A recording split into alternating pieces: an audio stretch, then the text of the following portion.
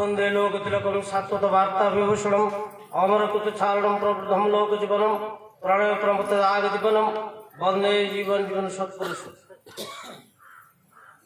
परम दयाल ठाकुर परमाध्या जगजनी श्री श्री बड़मा जुगाचार्य श्री श्री बड़दा परम पूज्यपाद आचार्य देव सभी आतुल चरण तले मोर कोटि कोटि विनम्र प्रणति तथा आज आमर ये जगन्नाथ प्रसाद ब्लॉक स्तरीय 135तम श्री श्री ठाकुर अनुकूल चंद्रंकर यह शुभ जन्म महामहोत्सव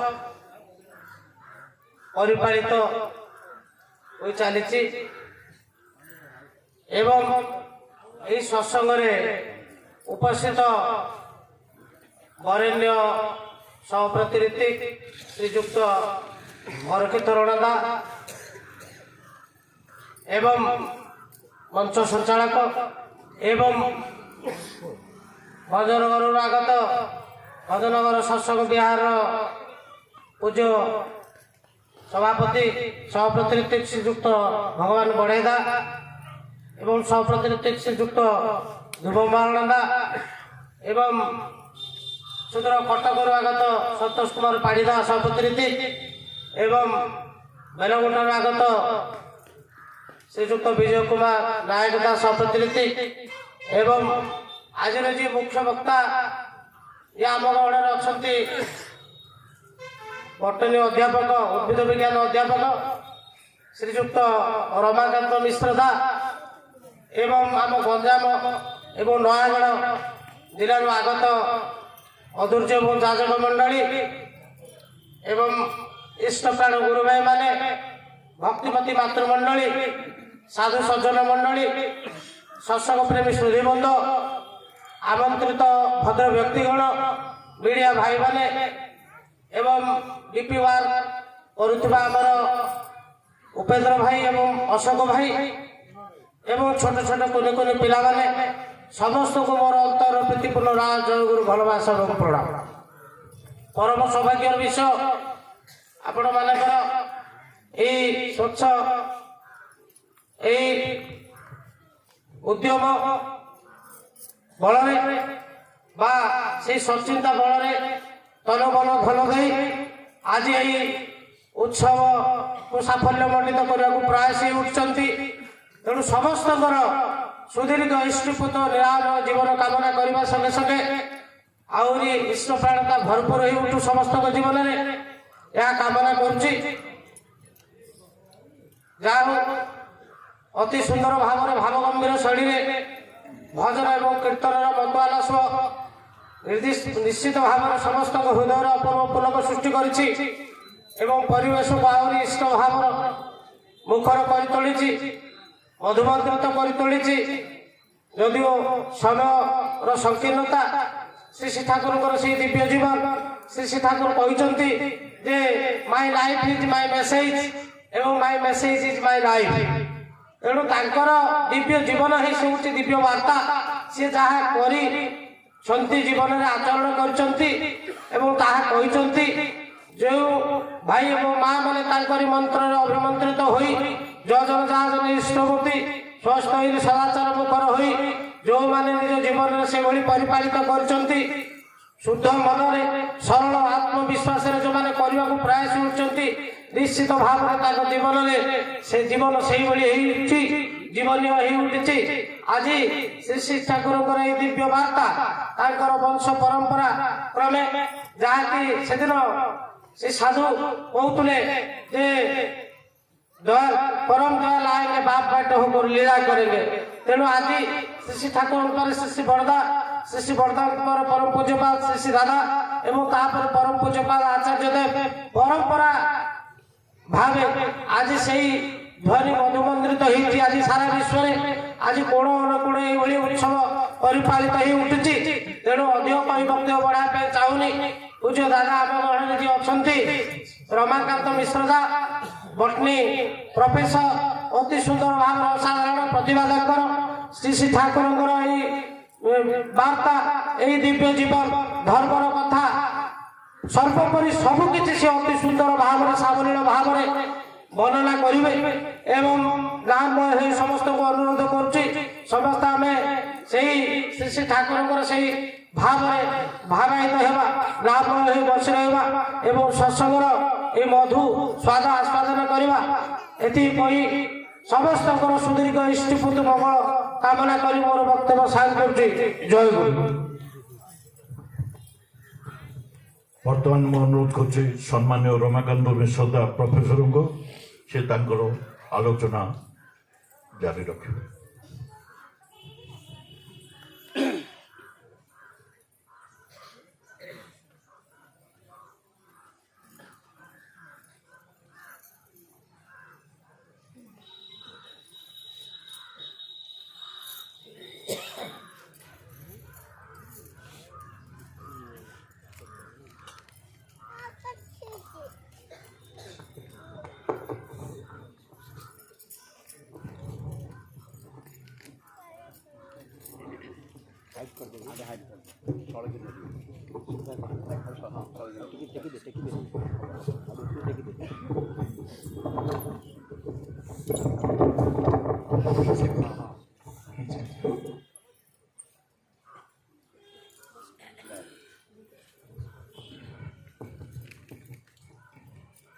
परम प्रेममय परम दयाल श्री श्री ठाकुर परमाराध्या जगत जननी श्री श्री बड़मा परम पूज्यपाद जुगाचार्य श्री श्री बड़दा परम पूज्यपाद श्री श्री आचार्य देवों पदप्रांतर मोर अनंत कोटि प्रणाम निवेदन करे आज पवित्र वार्षिक सत्संग अधिवेशन रे उपस्थित समस्त पूत पवित्र पांजधरी कर्मीवृंद भक्तिमती मातृमंडली श्रद्धेय गुरुभ्राता मंडली एवं छोट छोट पिलामानंकु तथा माइक शब्द जोगे जेते दूर साधु सज्जन वृंद श्री श्री ठाकुर कथा श्रवण करने को भल पाती समस्त उद्देश्य मोर रानंदित जय गुरु निवेदन करे। श्री श्री ठाकुर 135तम जन्म महोत्सव उपलक्षे आपण मैंने ये उत्सव अनुष्ठान करिसेंती एथि समस्त को बहुत ही साधुवाद कारण से परिवेश मंगलमय जो परिवेश रे तांकर कथा आलोचना हुए आमर पुराण रे गोटे श्लोक रही वेदे रामायणे चैव पुराणे भारती तथा आदौ चान्त चमध्ये च हरिः सर्वत्र ज्ञाते। वेद पुराण उपनिषद अष्टादश पुराण आरंभ करी जेते उपनिषद और संगीतार कथा आपण देखंतु सबु जगार हरि कथा अनंत तांकर लीला अनंत तांकर महिमा अनंत आ जो माने तांकर कथा श्रवण करंती तांकर कथा कहंती तांकर भजन गांती से समस्ते ही तरी जानती। जो कथा श्री श्री ठाकुर को आलोचना प्रसंग 14 खंड रे प्रश्न कराई ठाकुर आपणकर भक्त किए ठाकुर कहते गीतार से श्लोकटा मोर मने पड़े जोटा भगवान श्रीकृष्ण अर्जुन को से दिन कही मन्मना भव मद्भक्त मत जाजी मां नमस्कुरु मामे वैश्य श्रीजुक्तैव मात्मानं मत्परायण। मोर प्रकृत भक्त किए ना मन्मना भव मद्भक्त मत मना जो जहांकर मो पाखे मन रही मते जो मानी मनन करंती मन्मना भव मो भली जे हेई उठिबा को चेष्टा करंती मन्मना भव मत भक्त मते जो माने भजना करंती चारियाडे मोर सेवा को ही प्रचार करंती मद्भक्त मन्मना भव मद्भक्त मत जाजी मां नमस्कुरु मते जो माने जाजन करंती अर्थात मोर कथा को लोक मानक पाखरे मोर कथा कहले खाली ठाकुर एया ठाकुर से एमिदी करतले से ना मोर वास्तविक कथा जहाँ मानी लोकर उद्धार संभव मत जाजी मां नमस्कुरु मामे वैश्य श्रीजुक्तैव मामेव अर्थात मोठरे सदा सर्वदा जे मनयुक्त मामे वैश्य श्रीजुक्तैव जे युक्त मात्मानं मत्परायण मोर से आत्मा आ से मोर पाखरे ही सदा सर्वदा निवेश करे से भक्त ही बा से लोकटा ही प्रकृत भक्त। ता छड़ा आप आउ गोटे ट्रेंड देखुवे ठाकुर को आम भगवान पुरुषोत्तम अवतार जुग पुरुषोत्तम परम दयाल परम प्रेममय परम सत्ता विश्व सत्ता केते एडजेक्टिव लगो श्री श्री ठाकुर ये सब पसंद करती नहीं कारण यही सब एडजेक्टिव बा विशेषण पद गुड़ाक लगे आम तो बहुत किसी टेकी दे पारू कि किसी फरक पड़े ना कारण से हवाई आसी ना जेते जेते थर 7 थर या पूर्व आसिले कौ थर भी कथा आम शुणा को नाराज जेमिति ए थर आमे माने हतभाग्य न हो आउ जो गुरु पदरे आमे माने बसैछु तांको भगवान करबा दरकार नहीं पुरुषोत्तम करबा दरकार नहीं ईश्वर बोली कहले भी किसी फरक पड़ुनी न कहले भी किसी फरक पड़ुनी तांकर सृष्टि अनादि काल धरी चली चलीथिबो आमे माने होचे गोटे गोटे गंग शिउली फूल गंग शिउली फूल एइथिपई कि मोर मने पड़े कुंतला कुमारी सावतकर गोटे थिला विषय आमे स्कूल ले पढ़िला बेलको 10वीं श्रेणी मते बहुत भल लागे से पोएमटा जदि मोर मने नहीं तार सारांशटा एई प्रकार जे आमे समस्त गोटे गोटे शेफाली फूल बा गंग शिउली फूल काहेकि कारण गंग शिउली फूल जेते फूल आपण देखिबे अलगा जेते फूल देखंतु सबुटे तार जीवन काल अत्यंत सीमित खूब कम समय आपण ताको गच्छरे लागिथिबो राति से गच्छरे झड़ीकी तळे पड़ी जाइथिबो केवल संध्या समय रे फुटे बासना हुई राति झरी पड़े आमे ताको तळु गोटे ठाकुर को दौ आमे समस्ते से गंग शिउली फूल काहेकि एथिपई आज पृथ्वी 460 कोटी वर्ष तले सृष्टि होती जहाँकि आम मान अनुमान बाहर कारण कोटी शब्दटा को आम के आम मुंडरे धारण कर 460 कोटी वर्ष आप चिंता करुवे केते वर्ष आ विश्व ब्रह्मांडर सृष्टि कथा वर्तमान वैज्ञानिक मानक जना ना जहाँ जना पड़े 1380 कोटी वर्ष पूर्वे बोली वैज्ञानिक माने मत प्रकाश करती आमर शास्त्र कहे आज 22,088 कोटी वर्ष पूर्वे यही विश्व ब्रह्मांडटा होती अविरत विश्व ब्रह्मांड चली छाड़ आम विश्व ब्रह्मांडर कथा आलोचना करने को उपस्थित हो आलोचना करने को आसीचु जे आमे जहाँकर कथा कहवाक जाऊँ गंगा जल गंगा पूजा करी गंगा माँ को धन्यवाद देला बेले धृष्टता आमे माने करूछु कारण तांकर जेतिकी लीला कहानी आपण माने विभिन्न वक्तांको ऑनलाइन रे 2 वर्ष कोरोना थिला सुनुतिले ऑफलाइन भी होउथबा आपण माने सुनुथिबे जेतिकी सुनुचंती जेतिकी बही रे पढ़ी पारुचंती जेतिकी उर्जना बही रे देखुचंती से तांकर जीवन जदि 100 भाग हुए तार 10 भाग मात्र सेतिकी आउ 90 भाग कथा तांकर लुकाई जहाँ कि लोक सम्मुख वर्तमान जना नहीं कौन सी आलोचक कौन सी गवेषक कौन सी विख्यात पंडित महाशय वर्तमान सुधा पृथ्वी पृष्ठ जन्म नहीं ना भावादर्श को बुझापी कारण तांकर 24,799 बाणी 115 खंड बही भितर तांकर जीवनी सीमित नुहे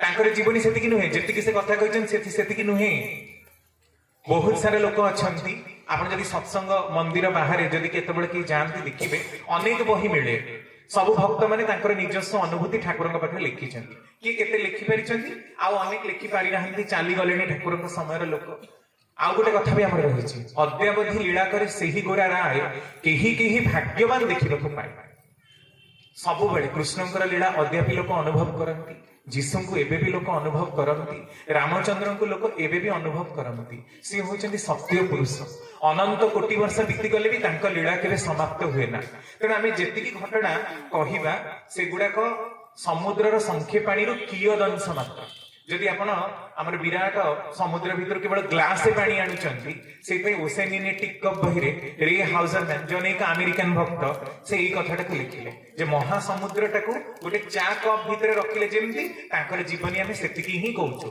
सेतिकी सुनुछु सेतिकी घोषुछु बारंबार की रिपीट कारण हमको सेतिकी जणा अछि ताठो अधिक आमे किछि जानिनु कि हम ज्ञान गवेषणा से लेवल को वर्तमान जाई होय तो 5,000 वर्ष परे आमे सेतिकी योग्यता अर्जन करिवो तांको कथा कहबा पई कि वर्तमान सुधा सेतिकी ज्ञान आम मानकर हेनी तेणु जहाँ कहले भी जेतिकी कहले भी कम एबे आसीबा आमर प्रसंग जे सांप्रतिक परिस्थिति रे आमे कोन अनुभव करूछु कि जे श्री श्री ठाकुर को धरी चलीबार आमर प्रयोजन अछि आमे एठी जेते दीक्षित अदीक्षित आ बाहिर जगत रे जो माने सुनुचंती एटा कोन केही अनुभव करिबा को बा ग्रहण करिबा को राजी की जे श्री श्री ठाकुर होचंती प्रकृति रे जीवन रो कांडारी मो प्रथम रे कहिछि तांको भगवान पुरुषोत्तम अनंत असीम विश्वदय छाड़ी दियंतु से शब्द को आमे जमा देखु ही ना आमे देखु जे सिंपली आम मानकर जीवन में जीवन चलन रे परिवर्तन हबार आवश्यकता अछि कि शास्त्र कहे गुकार अंधकारस्तु रुकारस्तन्निवर्तकः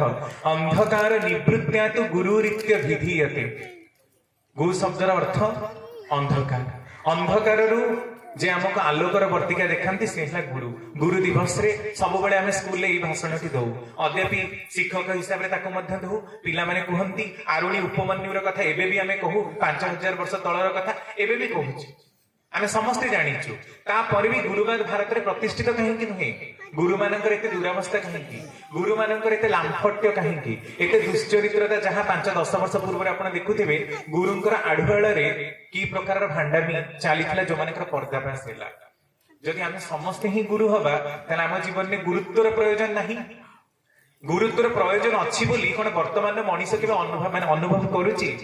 ठाकुरंकर आउ गोटे बाणी, अंध हवा दुर्भाग्य सत, सत्यानुसरण पेज 40, किंतु जस्टिच्युत हवा आहुरी बड़ दुर्भाग्य, कारण जस्टि ही अनेकांश अंधर चक्षु सदृश कार्य करे। तो ये प्रश्न जे आमे माने समस्ते अंध बोली कौन वर्तमान सुधा उपलब्धि करिचु कि?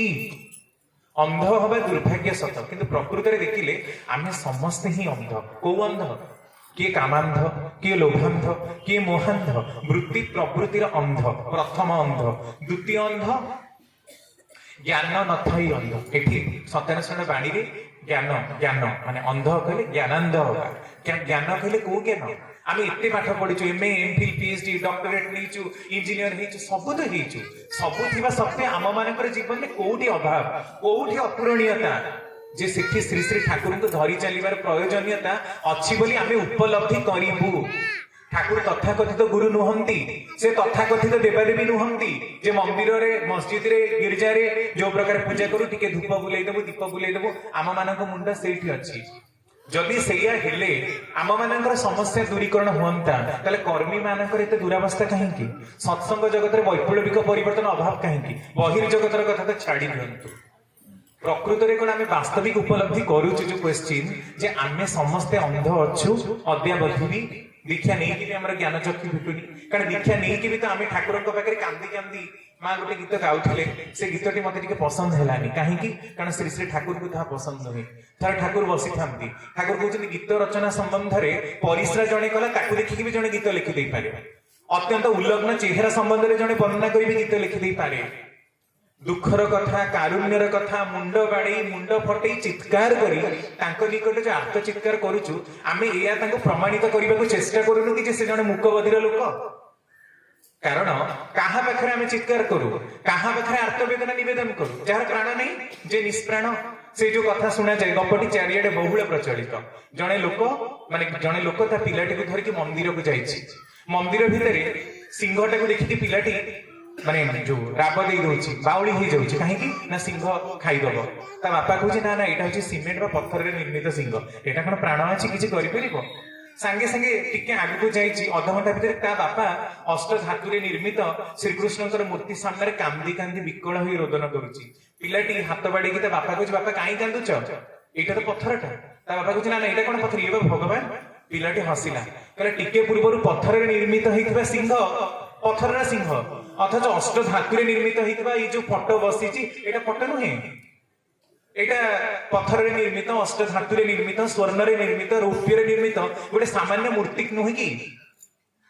जदि आमे वास्तविक अनुभव करूचु जे फोटो भितर से जीवंत अछंती, जीवंत नाथ जीवंत एठी अछंती, तते चाहि कीर्तन गाउछु, सब जले आम मानक जीवन समस्या एते घिरी कहीं रहिछि कोन पई? कारण आमे केबे ताको अंतर भितर श्री श्री ठाकुर बोली ग्रहण ही करिबो। केवल भाविचु तथाकथित देवादेवी को पूजा करा जाए, फूल टिके दबो, सुंदर फूल, सुंदर भोग, सुंदर नैवेद्य, सी सुंदर देखा गले मोर कौन हबो? से तो ऑलरेडी सुंदर ही। वृंदावने नवीन मदन, सी जेते बेले जन्म हेबे से सुंदर हेकी जन्म हेबे। तांको बापा मां सुंदर बोली तो से सुंदर गर्भरे आसीचंती। से कौन आमर साधारण लोकों भली 50 साढ़ा नाला नर्दमा गर्भरे जन्म नेबे कि? परम पुरुष को कौन से गर्भ स्थानित हम ना से गर्भ तांको धारण करी रखिबो ना? तांकर शरीर एते विकृत जे मु देखुथि यूट्यूब रे जने कमेंट जाको तम ठाकुर को गोटे ड्रेस आगो पिंधा, तांको ड्रेस नहीं। से लोक बुझी पारलानी जे ठाकुर को बेयर बॉडी रे बसिबार उद्देश्यटा कोन। तेणु से कमेंट देला आम मानक शरीर महिला, तेणु आमे ड्रेस पिंधि मेकअप लगई लोकों आगे सुंदर हेले आमको लोक देखिबे, कारण आमे देखिबे तो सुंदर, से एमिति ही सुंदर।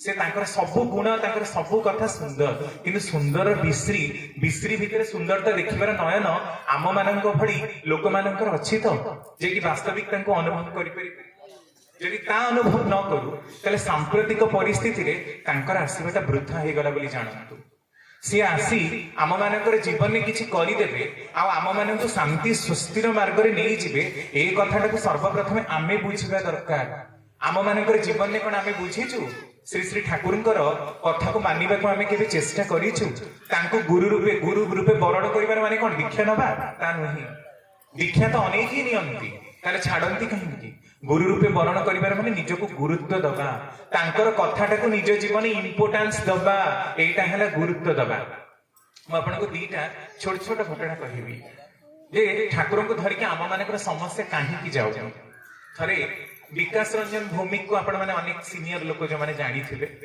माने सत्संग प्रारंभिक कालीन ऋतिक जो माने थिले कटिक ओडिसा तांको मानक भितर जण अनन्य लोक नाम करा व्यक्तित्व तांकर जो श्री श्री ठाकुर को लीला कहानी गोटे चटी बही मिलुची आपण देखिबे से बही रे से घटनाटी स्थानित बहुत 10 वर्ष तळे मु पढिथिली कि घटनाटी मन को छुई थिला जे प्रकृत रे आम मानकर जीवन में काहे की समस्या रे दूरीकरण होउनी ए घटनाटा आपण को स्पष्ट उपलब्धि करई दबो से कहउचंदी श्री श्री ठाकुर तत्कालीन समय थांती एमती सत्संग चली था से समय 1500-2000 लोक हेले बड़ उत्सव होथिला आजकल बटे लक्ष लक्ष दीक्षा से समय नथिला तेनु गोटे सत्संग अनुष्ठित होची प्राय 1500-2000 लोक बसछन से भी बसछंती किंतु पेपर टी गोटे खबर कागज टी को से माने धोती पिनछंती ता ऊपर बस जाइछंती सत्संग सरिला ध्वनि दिया गला ध्वनि दिया सरला परे समस्त उठिले विकास दा भी उठिले विकास दा को पछपटे से जो खबर कागज टी लागि गला ठाकुर दूर थाई कहते ओए ताके डाक किंतु सुना जाउनी तापरे 2-4 जन लोकन भीतर कथा प्रगट होई ताका पाखे ठाकुर आपन को डाकुछंती कारण ठाकुर केबे समस्त सामने रे से कहा को गाड़ी गुलस करंतिनी कि अपमान दियंती काहेकि कारण छोट करी बड़ हबा पे से आसी नांती से बड़ हेले भी ताको बड़ बोली लोक जानिबे ए अभिप्राय ताकर केबे नथिला कारण आमे माने ता करू काहर भूल देखिले समस्त सामने रे गाड़ी दउ काहेकि कारण आमे निजको बेसी बड़ देखाइबा को चेष्टा करू आमे होते सर्वगुण संपन्न निर्गुण आमर किछि भूल नाही आमे शुद्ध सुवर्ण अलगा जे लोक भूल कले तार सब दोष एई प्रकार लोक होछ आमे माने सब धड़ा ड्रेस तले पिंधि आम मानकर चरित्र गुड़ाक सब यही प्रकार यही अंतर को नेबेनि कि श्री श्री ठाकुर कथा वास्तव में बुझा हेले आम चरित्र उपर हाथ पकईवाक पड़ो लीला कहानी शुणिले आम किसी हेनी चरित्र जेपर्यंत परिवर्तन न होती से पर्यंत आम श्री श्री ठाकुर को लेस मात्र बुझीपारू ना आगमन आसवाटा ही वृथा हो जाए ही बुझे ठाकुर पाखक डाकिले आसिले ठाकुर कहले दूरसाला धीरे की कहते कारण लोक मैंने अच्छा ना दूरसाला तुम मान पाखर ए प्रकार मु आशा के करे ना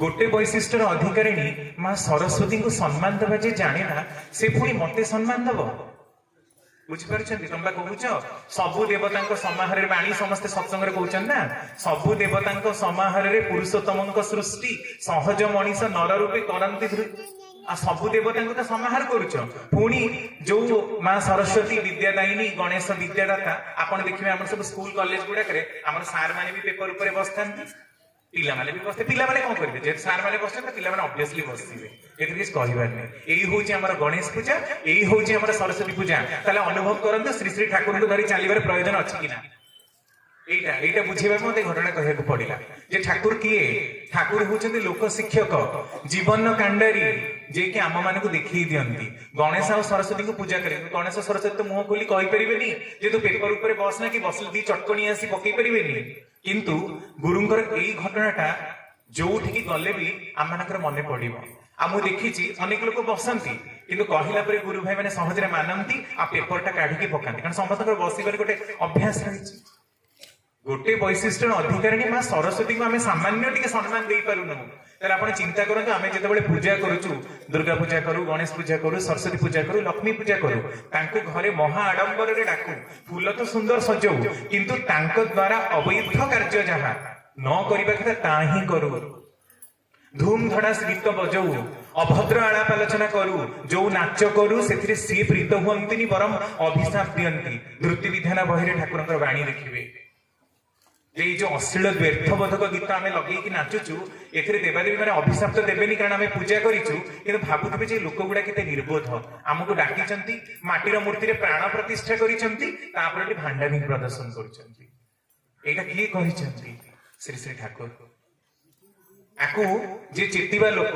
बा चेतनारे थिबा लोक से ही ग्रहण करिवो समस्तकर किछि जायस ना फरक पड़े ना किंतु सत्संग को आसुथिबा लोक ही ग्रहण करिवो सत्संग जगत रे आज्ञा तीन प्रकार लोक देखा जांती इष्टानुरक्ति को पत्थर कोडीर बाणी रे कहउचंदी ठाकुर इष्टानुरक्ति को मनुष्य रे तीन भाग रे विभक्त करा जाय passion pervading passionate passion compromising प्रवृत्ति को जय करिथिबा बा ईश्वर कोटि पुरुष जुग जुग रे थरे जन्मंती आउ पैशनेट प्रवृत्ति परायण आउ दले रहिले पैशन कंप्रोमाइजिंग से आमे समस्ते समस्ते पृथ्वी रो जेते लोक लिखा नैचंती प्राय 100 रो 99.9999 भाग लोक पैशन कंप्रोमाइजिंग आज राति 3टा रु उत्सव अछि उठी की पळै आछि आज राति रे मु पुरा 3टा राति इष्टभूति करछि आ जो दिन सकाळ 9टा रे करछि सब दिन कोन उठी परिबे क्या उठी परिबेनी आ काली राति रे सोइबा को देरी हे गेला तो सकाळ 9टा रे कले ठाकुर कोन जानु नांती पैशन कंप्रोमाइजिंग जो कथा ठाकुरंकर पाळी पारुछि सेइथे मु बळिया सब लोक को पूरा धमकी चमकी रखी छी तमे इष्टभूति केतरा करछ तमे नाम ध्यान 45 तमर खुशी अछि तमे नाम ध्यान 45 मिनिट करि परछ तमे जाजन करि परु न एटा भाव जो लोक सुंदर रोषेई करि परछि सुंदर भजन गाई परछि सुंदर जाजन करि परछि अरे किछि न कला नाही जाजन करि कि 100टा लोक को तो बसै दे परला आ विशेष किछि न कला भजन गाई कि 5टा लोक को आकृष्ट तो करि परला तमर बड़ अछि तमे भल हंडा माजी पारुछ तमे भल कोली पारुछ से करि परनी ता बोली ब्लेम करिवार कथा नाही अनेक कहते भाई कोन भाषण दउछ म आसी कि काम करून अरे किछि न हो भाषण देकी ता कथा सुनी कि लोक ठाकुरन कथा किछि तो जानिले এই কথা কহিবার কিছু লোক এয়া করে কাহিকি কারণ লোক বুঝিনি যে ইষ্ট কর্মটা কহিলে কোন ইষ্ট কর্ম কহিলে যে ভজন গাউছি সে ভাবুছি ভজন গাইবা যে যাজন করুছি সে কହୁଛି নাই না প্রকৃত যাজন করিবাটা ইষ্ট কর্ম যে বাসন মাজুছি রোষেই করিকি হাজার হাজার লোকଙ୍କୁ কହୁଛି সে ভাবুଛି প্রকৃତରେ এইটা ইষ্ট কর্ম ସମସ୍ତଙ୍କର ଇଷ୍ଟ କର୍ମର ଗୋଟେ ଶିକୁଳି ବନ୍ଧା ହେଇଛି ଇଷ୍ଟ କର୍ମଟା କଣ ସେ ନିଜେ ହିଁ ବୁଝି ପାରୁନାହାନ୍ତି ସେଥିପାଇଁ ଠାକୁର ବାଣୀ ଦେଲେ ସତ୍ୟାନୁସରଣ ଯେ କାର୍ଯ୍ୟ କରିଯାଅ କିନ୍ତୁ ଆବଦ୍ଧ ହୁଅ ନାହିଁ ଯଦି ବିଷୟର ପରିବର୍ତ୍ତନ ହୃଦୟର ପରିବର୍ତ୍ତନ ଆସୁଛି ବୋଲି ବୁଝିପାର ଆଉ ସେହି ପରିବର୍ତ୍ତନ ତୁମର ବାଞ୍ଛନୀୟ ନୁହେଁ ତାହେଲେ ତୁମେ ଠିକ ଜାଣ ଆବଦ୍ଧ ହେଇଛ ଏଇ ମୁଁ ଗୀତ ଗାଉଛି ମତେ ଯଦି ଏଇନା ପାଲ ଗୋଟେ ତମକୁ ଦେଖାଯାଉନି ମୋ ଧଳା ଡ୍ରେସଟା ପିନ୍ଧେ ତାକେ ସେ ଅଲଗା ଏଇ ଆମ ଗାଛରୁ ଟିକେ ଗୋଟେ ଦେବି ସରିଲା ଆବଦ୍ଧ ହେଇଛି ଇଷ୍ଟ କର୍ମରେ ବାହାର ଜଗତରେ ତ ଆମେ ବହୁତ ଆବଦ୍ଧ ଧନ କମେଇବାକୁ ଗଲୁ ଧନ କର୍ମରେ ଲୋକଙ୍କୁ ଆମେ ଆଉ ହାତ ଟେକୁନା ଏତେ ଉନ୍ମତ୍ତ ଏ ତ ବାହାର ଜଗତର କଥା ଆମେ ଆଲୋଚନା କରୁନୁ ଆମେ ଆମ ଜଗତର କଥା ଆଲୋଚନା କରିବା ଯେ ଆମ ଚରିତ୍ର ଶ୍ରୀ ଶ୍ରୀ ଠାକୁରଙ୍କୁ ଧରି ପରିବର୍ତ୍ତନ ହଉଛି ତ ଠାକୁରଙ୍କୁ ଯୋଉ ଗୁରୁତ୍ୱ ଆମେ ଅନ୍ତର ଦେଇଛୁ ତ ମୋ ପ୍ରଶ୍ନଟା ସେୟା ପ୍ରଶ୍ନର ଉତ୍ତରଟାକୁ ହିଁ ମୁଁ ଏହା କହୁଛି ଆମେ ଆବଦ୍ଧ ଭଜନ ଲୋକକୁ ଯାଜନ କରିବାକୁ କହିଲେ ନା ଆଜ୍ଞା ମୁଁ କଣ ଯାଜନ କରି ସମ୍ମୁଖ ଭାଇ ଠାକୁର ତାଙ୍କୁ ଟିକେ ସିଏ କହିବ ନା ତାହେଲେ ଠାକୁର ସ୍ପେସିଫାଇ କରିଥାନ୍ତେ ଯଜନ ଯଜନ ଇଷ୍ଟଭୂତି ସମସ୍ତଙ୍କ ପାଇଁ ନୁହଁ ସେଟା ସମସ୍ତଙ୍କ ପାଇଁ ନୁହେଁ କେବଳ ସ୍ପେସିଫିକ ଲୋକ ହିଁ ଯାଜନ କରିବେ ସ୍ପେସିଫିକ ଟୋନ ଥିବା ଲୋକ ଗୀତ ଗାଇ ପାରୁଥିବା ଲୋକ ଗୀତ ଗାଇବେ ନାଚି ପାରୁଥିବା ଲୋକ ନାଚିବେ ତାହେଲେ କେବଳ ସେ ହିଁ ହୁଅନ୍ତା ତାହେଲେ ସମସ୍ତଙ୍କୁ ଯଜନ ଯାଜନ ତ ଆବଶ୍ୟକତା ହିଁ ନଥାନ୍ତା ତେଣୁ ଏଇଥିରୁ ବୁଝନ୍ତୁ ଯେ ଆମେ ଶ୍ରୀ ଶ୍ରୀ ଠାକୁରଙ୍କୁ ଜୀବନରେ କେତେ ଗୁରୁତ୍ୱ ଦେଇଛୁ ଆଉ ଠାକୁରଙ୍କୁ ଗୁରୁ ରୂପେ ଗ୍ରହଣ କରି ଚାଲିବା ଭିତରେ ଦେଇ ଆମର କଣ ହବ ଫାଷ୍ଟ ତାଙ୍କର ଆଉ ଗୋଟେ ଘଟଣା ମୁଁ କହିବି ସେଇ ବିକାଶ ଦାଙ୍କର ଗୋଟେ ମାନେ ଘଟଣା ଠାକୁର ବସିଛନ୍ତି ଅଲଗା କତିପୟ ଲୋକ ଆଲୋଚକ ପ୍ରଫୁଲ୍ଲ ଦା ଅଛନ୍ତି ଦେବୀ ଦା ଅଛନ୍ତି ମଣିଲାଲ ଦା ଅଛନ୍ତି ଅଲଗା ସବୁ ଯୋଉମାନେ ଠାକୁରଙ୍କ ବାଣୀ ଲେଖକ ଆଉ କିଛି ମାନ୍ୟଗଣ୍ୟ ବ୍ୟକ୍ତିତ୍ୱ ଠାକୁରଙ୍କ ପାଖରେ ବସିଛନ୍ତି ପୂଜନୀୟ ସାଧନା ଦିଦି ଯେ କି ଠାକୁରଙ୍କର ରେତଜାତ ପ୍ରଥମ ସନ୍ତାନ ମାନେ ବଡ ଝିଅ ବଡଦାତ ପ୍ରଥମ ସନ୍ତାନ ବଡ ଝିଅ ସେ ଆସିଲେ କିଛି କଥା କହି କଣ ଠାକୁରଙ୍କୁ ଯିବାର ଥିଲା କହିଦେଇକି ଗଲେ ଠାକୁର ଗଲା ପରେ କହୁଛନ୍ତି ଆଚ୍ଛା ଆପଣ ମାନେ କଣ ଯେତେବେଳେ ଆପଣଙ୍କ ସାରଙ୍କ ଘରକୁ ଯାଆନ୍ତି ସେତେବେଳେ ଖାଲି ସାରଙ୍କୁ ନମସ୍କାର କରନ୍ତି ତାଙ୍କ ମ୍ୟାଡାମଙ୍କୁ ଦେଖିଲେ ନମସ୍କାର କରନ୍ତିନି ମ୍ୟାଡାମ କଣ ଆପଣଙ୍କଠୁ ବୟସରେ ବଡ ହେବେନି ଏତିକି କହିକି ଠାକୁର ରହିଗଲେ କାରଣ ଠାକୁର କେବେ କାହାର ଅହଙ୍ଗରେ ଆଘାତ ଦିଅନ୍ତି ନାହିଁ ସମସ୍ତେ ଗଲା ପରେ କିନ୍ତୁ ଜାଣିପାରିଲେ ଯେ ପୂଜନୀୟ ସାଧନା ଦିଦି ଆସିଥିଲେ ତାଙ୍କୁ ସେଠି ଉପସ୍ଥିତ କେହି ବି ପ୍ରଣାମ କଲେନି ଏଟା କହିବାର ଉଦ୍ଦେଶ୍ୟ ଯୋଉମାନେ ଆମର ଦେଖନ୍ତୁ କେତେ ସହଜ କଥା ଛୋଟ କଥା କିଛି ନାହିଁ ମାନେ ଘଟଣା ଗୁଡାକରେ କିଛି ହିଁ ନାହିଁ କିନ୍ତୁ କିଛି ନଥିବା ଘଟଣାକୁ ଯିଏ ମହାନ କରିପାରନ୍ତି ସିଏ ହଉଛନ୍ତି ମହାନ ସବୁ ଥାଇକି ଯେ ମହାନ ତାର କିଛି କ୍ରେଡିଟ ନାହିଁ, ତାର ସବୁ ଅଛି ତ ସେ ମହାନ ହେଇଗଲା। କିନ୍ତୁ କିଛି ନଥିବା ଘଟଣାକୁ ବି ଯେ ଚାର୍ମଫୁଲ କରେଇ ପାରନ୍ତି, ସହଜ ସହଜ କଥା ଭିତରେ ଯେ ଲୋକଙ୍କର ଦୃଷ୍ଟି ଆକର୍ଷଣ କରିଦେଇ ପାରନ୍ତି, ସିଏ ହଉଛନ୍ତି ଶ୍ରୀ ଶ୍ରୀ ଠାକୁର। ତାପରେ ବି ସମସ୍ତେ ବୁଝିଲେ ଯେ ଇଷ୍ଟ ପରିବାର, ମାନ୍ୟଗଣ୍ୟ ବ୍ୟକ୍ତିତ୍ୱ, ଆମଠୁ ବୟସରେ ବଡ, ମାନ୍ୟରେ ବଡ, ସମସ୍ତଙ୍କୁ ଆମେ ନିଶ୍ଚିନ୍ତ ରୂପରେ ଆମର ନମସ୍କାରଟେ ଜ୍ଞାପନ କରିବା। ଆଉ ଅତି ପୂଜ୍ୟ ହେଇଥିଲେ ନିଶ୍ଚିନ୍ତ ରୂପେ ତାଙ୍କୁ ପ୍ରଣାମ ଦବା, ଯଦି ବର୍ଣ୍ଣରେ ସେମାନେ ବଡ ହେଇଥାନ୍ତି। ଆଉ ମାନ୍ୟରେ ବଡ, ଦୂରରୁ ହାତ ଦେଇକି ପ୍ରଣାମ କରିବାନି। କାହିଁ ପ୍ରଣାମ କରିବାନି? ଅନେକ ଲୋକ ହିଁ ଜାଣନ୍ତିନି। ପାଦ ଛୁଇଁ କାହିଁ ପ୍ରଣାମ କରିବାନି? ଛୁଇଁଲେ ଗୋଟେ ଆୟୁଷ କମେ। କଣ ଆୟୁଷ କମେ ତା ଆମେ ଜାଣୁନା। ଆଲୋଚନା ପ୍ରସଙ୍ଗ ଷଷ୍ଠ ଖଣ୍ଡରେ ଠାକୁର କହୁଛନ୍ତି, ପ୍ରକୃତରେ ଠାକୁର ଯେ ଜୀବନ ଦିଶାରୀ, ଆପଣ ଯଦି ତାଙ୍କର କଥା ଗୁଡାକ ପଢିଲେ ହିଁ ବୁଝିପାରିବେ ଯେ ତାଙ୍କୁ ଆମକୁ ପୁରା କଣ୍ଟାଏ କଣ୍ଟାଏ ମାନି ଚଳିବାର ପ୍ରୟୋଜନ ଅଛି। ଯଦିଓ କଣ୍ଟାଏ କଣ୍ଟାଏ ଆମେ କେହି ମାନୁନା, ଏ ଶବ୍ଦ ଆମେ ପ୍ରୟୋଗ କରୁ, କିନ୍ତୁ ଆମ ମାନଙ୍କର ସେତିକି ଯୋଗ୍ୟତା ହେଇନି ତାଙ୍କୁ କଣ୍ଟାଏ କଣ୍ଟାଏ ମାନିବୁ। ଠାକୁରଙ୍କୁ ଥରେ ପ୍ରଶ୍ନ କରାଯାଉଛି, ଠାକୁର ଆପଣଙ୍କୁ ପ୍ରଣାମ କରିବାକୁ କିଏ ଯୋଗ୍ୟ? ଠାକୁର କହୁଛନ୍ତି ମୋର ସବୁ କଥାକୁ ଯେ କଣ୍ଟାଏ କଣ୍ଟାଏ ମାନେ ସିଏ ମତେ ପ୍ରଣାମ କରିବ। ତାମାନେ ଆମେ ଏଠି ପ୍ରଣାମୀ ବି ତାଙ୍କୁ ଦବାକୁ ଆମର ଯୋଗ୍ୟତା ନାହିଁ। ଆମେ କେତେ ଗ୍ରେଡଲେସ୍ ଆପଣ ଚିନ୍ତା କରନ୍ତୁ ଏଥିରୁ। ତାପରେ ବି ଦୟାକରି ଆମେ ତାଙ୍କ ପାଖରେ ବସିଛୁ, ଷ୍ଟେଜ ସେୟାର କରୁଛୁ ତାଙ୍କ ପାଖରେ ଏକାଠି। ଏଇଟା ବହୁତ ବଡ କଥା ଯେ ପରମ ପୁରୁଷଙ୍କ ପାଖରେ ଆମେ ମାନେ ଷ୍ଟେଜ ସେୟାର କରୁଛୁ। ନହେଲେ ତାଙ୍କର ହାତ ବାଜିଲେ, ତାଙ୍କର ଦିବ୍ୟ ତନୁରେ ହାତ ବାଜିଲେ ତାଙ୍କୁ କଷ୍ଟ ହୁଏ। ତାଙ୍କର ଦିବ୍ୟ ତନୁରେ କାହାର ହାତ ବାଜିଗଲେ ସେ ଛିଟକିକି ପଡିଯାଏ। ଆଉ ତାଙ୍କ ଦିବ୍ୟ ତନୁରେ ହାତ ଦେଇ ଲୋକ ଜ୍ୟୋତି ଦର୍ଶନ କରନ୍ତି, ଧ୍ୱନି ଶ୍ରବଣ କରନ୍ତି, କେତେ ଅଲୌକିକ ଅନୁଭୂତି ପାଆନ୍ତି। ସିଏ ହଉଛନ୍ତି ସେଇ ଚରାଚର ଚିତ୍ ପୁରୁଷ। ତାଙ୍କ ପାଖରେ ଏକାଠି ଆମେ ଷ୍ଟେଜ ସେୟାର କରି ତାଙ୍କ କଥା ଶୁଣୁଛୁ। ଏ ଅହଙ୍କାର ତାଙ୍କର ନାହିଁ ଯେ ମୁଁ ପରମ ପୁରୁଷ, ମତେ ସବୁ ଅଜାଡ଼ି ଦିଅ, ଆଉ ମୋ ପାଖରେ କେହି ବସନି। ଏଇଟା ଆମ ମାନଙ୍କ ଭଳି କଲେକ୍ଟର ଥିବା, ଗଭର୍ଣ୍ଣର ଥିବା ବଡ ବଡ ଲୋକଙ୍କର ଥାଏ। କିନ୍ତୁ ସିଏ ନିଜକୁ ବଡ ଲୋକ ବୋଲି କେବେ କହନ୍ତିନି, କାରଣ ବଡ ଲୋକ ହବା ପାଇଁ ହିଁ ସେ ଆସିନାହାନ୍ତି। ତାଙ୍କୁ ଲୋକ ମହାପୁରୁଷ ସଜାନ୍ତୁ, ଏଇଟାକୁ ହିଁ ସେ ଷ୍ଟ୍ରିକ୍ଟଲି ଡିନାଏ କରିଛନ୍ତି। କାରଣ ସିଏ ଚାହାନ୍ତି ଯେ ମୁଁ ତୁମମାନଙ୍କ ଅନ୍ତରର ଜଣେ ଜଣେ ମଣିଷ ହୁଏ, ତୁମମାନଙ୍କ ଘରର ଗୋଟେ ସଦସ୍ୟ ହୁଏ। ବହୁତ ମଠ, ମନ୍ଦିର, ମସଜିଦ ସବୁଠି ପୂଜା କରି ମତେ ବହୁତ ପୂଜା କଲ, ବହୁତ ନାଁ ଡାକ ଦେଲ, ବହୁତ ଧର୍ମ ନାଁରେ ଅପଭ୍ରଂଶ କରି ଭାଣ୍ଡାମି ଚଲେଇଲ। ଏବେ କିନ୍ତୁ ତା କର ନା।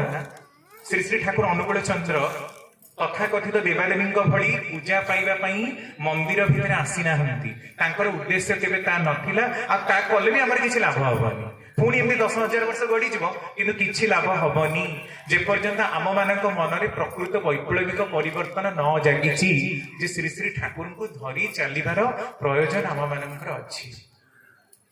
ଆଉ ଗୋଟେ କଥା, ମଣିଷ ଠାକୁରଙ୍କୁ ପଚରା ଯାଉଛି, ଠାକୁର ଆପଣଙ୍କୁ କଣ ସମସ୍ତେ ଧରି ଚାଲିବାକୁ ବାଧ୍ୟ? ଠାକୁର କହିଲେ ତା ତ ମୁଁ ଜାଣେ ନା। ମତେ ଧରି ଚାଲିବାକୁ ହବ କି ନା ତା ମୁଁ ଜାଣେ ନା। ମୁଁ କିନ୍ତୁ ଜାଣେ ବିଧିର ବିଧାନ ବୋଲି ଗୋଟେ ଜିନିଷ ଅଛି। ଆଜ୍ଞା ହଁ ଅଛି। ଯଦି ବିଧି ଉପରେ ବିଶ୍ୱାସ କର, ଯଦି ବିଧିର ବିଧାନ ଉପରେ ବିଶ୍ୱାସ କର, ତାହେଲେ ଏକଥା ବି ତୁମେ ଜାଣ ଯେ ଏଭଳି କୌଣସି ଲୋକ ଧରା ପୃଷ୍ଠରେ ଜନ୍ମ ହବା ସମ୍ଭବ ନୁହେଁ ଯାହାର ସମସ୍ତ ଜାଣିବା ସରିଯାଇଛି। ଏମିତି କିଏ ଲୋକ ଅଛି କି ଯେ ପୃଥିବୀର ସବୁ ଜ୍ଞାନ ଜାଣିଛି? ଏମିତି ସମ୍ଭବ ନୁହେଁ, ସେତେ ମୁଣ୍ଡ କାର ହେଇପାରିବନି। ଆଉ ଏଭଳି କୌଣସି ଲୋକ ଧରା ପୃଷ୍ଠରେ ଜନ୍ମ ହବା ସମ୍ଭବ ନୁହେଁ ଯାହାର କରିବା, ବୁଝିବା ଆଉ ହେଇ ଉଠିବା ସମ୍ପୂର୍ଣ୍ଣ ସରିଯାଇଛି। ବିବେକାନନ୍ଦ ହୁଅନ୍ତୁ, ଶଙ୍କରାଚାର୍ଯ୍ୟ ହୁଅନ୍ତୁ, ଆଉ ବି କେଡେ ବଡ ବଡ ସିଦ୍ଧ ମହାତ୍ମା ମାନଙ୍କର ଦେଶ ହଉଛି ଆମର ଭାରତବର୍ଷ, ଦେବଭୂମି ଭାରତବର୍ଷ। ଯେ କେହି ହେଲେ ବି ସମସ୍ତଙ୍କୁ ନିଜର ଆତ୍ମିକ ଉନ୍ନତି ପାଇଁ କି ଜନ୍ମେଇବାକୁ ହୁଏ। ତାମାନେ ପ୍ରଥମ କଥା, ଅସରନ୍ତି ଜାଣିବାର ପଥରେ ଯିବା, ନିଜ ଅସ୍ତିତ୍ୱର ୱାରେଣ୍ଟି ଦେଇପାରିବା। ଏଭଳି କୌଣସି ମଣିଷ ନାହିଁ ଯେ ନିଜ ଅସ୍ତିତ୍ୱର ୱାରେଣ୍ଟି ଦେଇପାରିବ। ଏଇନା ଅଛି, ଆଉ ଟିକେ ସମୟ ପରେ ମୋର କିଛି ହବନି, ଏଇ କଥାଟା କେହି କହିପାରିବେ ନାହିଁ। କିନ୍ତୁ ଗୁରୁଙ୍କୁ ବରଣ କଲେ ମଣିଷ, ଗୁରୁ ତାର ସମସ୍ତ ଦାୟିତ୍ୱ ନିଅନ୍ତି। ତେଣୁ ମଣିଷ ଗୁରୁଙ୍କୁ ବରଣ କରି ଚାଲିବା ଦରକାର। ଆଉ ଏଭଳି କୌଣସି ମଣିଷ ନାହିଁ ଯାହାର ଆତ୍ମିକ ଉନ୍ନତି ସରିଗଲା ପରେ ବି ସେ ମୋହ ବନ୍ଧନରେ ବାନ୍ଧି ହବନି। ଏଇ ତିନିଟା କାରଣ ଯୋଉଥିପାଇଁ ଯେ କେହି ଜନ୍ମ ହଉ ତାଙ୍କୁ ଗ୍ରହଣ କରି ଚାଲିବାର ପ୍ରୟୋଜନ ରହିଛି। ଏବେ ପ୍ରଶ୍ନ ଉଠୁଛି ଆଉ ଗୋଟେ ସବୁଠୁ ବିଗେଷ୍ଟ କାରଣ, ଯେ ସବୁ ଲୋକମାନେ କହନ୍ତି ତମ ସତ୍ସଙ୍ଗରେ ସେ ଯୋଉ ଚାନ୍ଦା ଦଉଥିଲ 25 ପଇସା ଆଉ ଦଉଛ କି ନାଇଁ? ନାଇଁ ଆଜ୍ଞା 25 ପଇସା କଣ ଦଉଛୁ କି? ଏବେ ସବୁ ବଢେଇକି ଟଙ୍କେ 2 ଟଙ୍କା 5 ଟଙ୍କା 10 ଟଙ୍କା କଲୁଣି, କାହାର ଅଛି କି 1000 5000 ବି ଦଉଛନ୍ତି ଆଜ୍ଞା। ସେ କହିଲେ ଆଚ୍ଛା କହିଲ ଯଦି ଓଡିଶାର କେତେ ଲୋକ? ନା ମୁଁ କହିଲି ଆଜ୍ଞା 4 କୋଟି 50 ଲକ୍ଷ ଲୋକ। ଆଚ୍ଛା 4 କୋଟି ଲୋକ ଯଦି ଆମେ 10 ଟଙ୍କା ମାନେ ଆଣିବା ଲୋକଙ୍କଠୁ ମାଗିକି, ତାହେଲେ ଆମେ ଓଡିଶାର ଲୋକଙ୍କର ଦାରିଦ୍ର୍ୟ ଦୂରୀକରଣ କରିଦେବାନି? ହଁ। कहले हाँ आज्ञा हो 10 टଙ୍କା कौन टंकाटे देले 4 कोटी टंका ହେଇଗଲା ସାଙ୍ଗେ ସାଙ୍ଗେ ଗରିବ ଲୋକଙ୍କର ଉଦ୍ଧାର ହେଇଯିବ। ମୁଁ ଆଉ କିଛି କହିଲିନି କାରଣ ମୋର ସମୟ କମ ଥିଲା ପଳେଇ ଆସିଲି। ଲୋକମାନେ ଏଇ ଯୋଉ ଇଷ୍ଟବୃତ୍ତିଟାକୁ ଭାବନ୍ତି ଗୋଟେ ଚାନ୍ଦା, ଗୋଟେ ଟଙ୍କା, ଗୋଟେ ଭେଦା, ଗୋଟେ ତୁଲେଇକି ଆସିବା କାମ, ଏଇଆ ଭାବନ୍ତି। କାହିଁକି ଭାବନ୍ତି ଜାଣନ୍ତି? କାରଣ ମଣିଷ ଭିତରେ ରହିଛି ବିକେନ୍ଦ୍ରିକତା।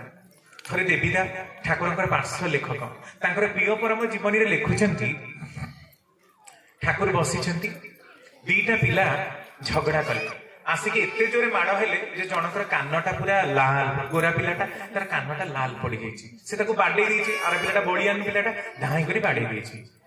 ସେମାନେ ଆସି ଠାକୁରଙ୍କୁ କହୁଛନ୍ତି, ଠାକୁର ଏଇ ପିଲାଟା କଣ କେବଳ ଆପଣଙ୍କର, ଆପଣ ତାକୁ ଗାଳି କରିବେନି? ସେ ପିଲାଟାକୁ ଠାକୁର ଦେଖେ ତମର ହିଁ କେବଳ ଠାକୁର, ତମେ ଏକ କମ୍ପ୍ଲେନ କରେ, ମୁଁ ବି କମ୍ପ୍ଲେନ କରିବି। ତାପରେ ଠାକୁର ତାଙ୍କ ଦି ଜଣଙ୍କୁ ବୁଝେଇ ଦେଲେ, ଯାହା ମିଶିକି ଖେଳ, ମାଡପିଟ କାହିଁ ହଉଛ।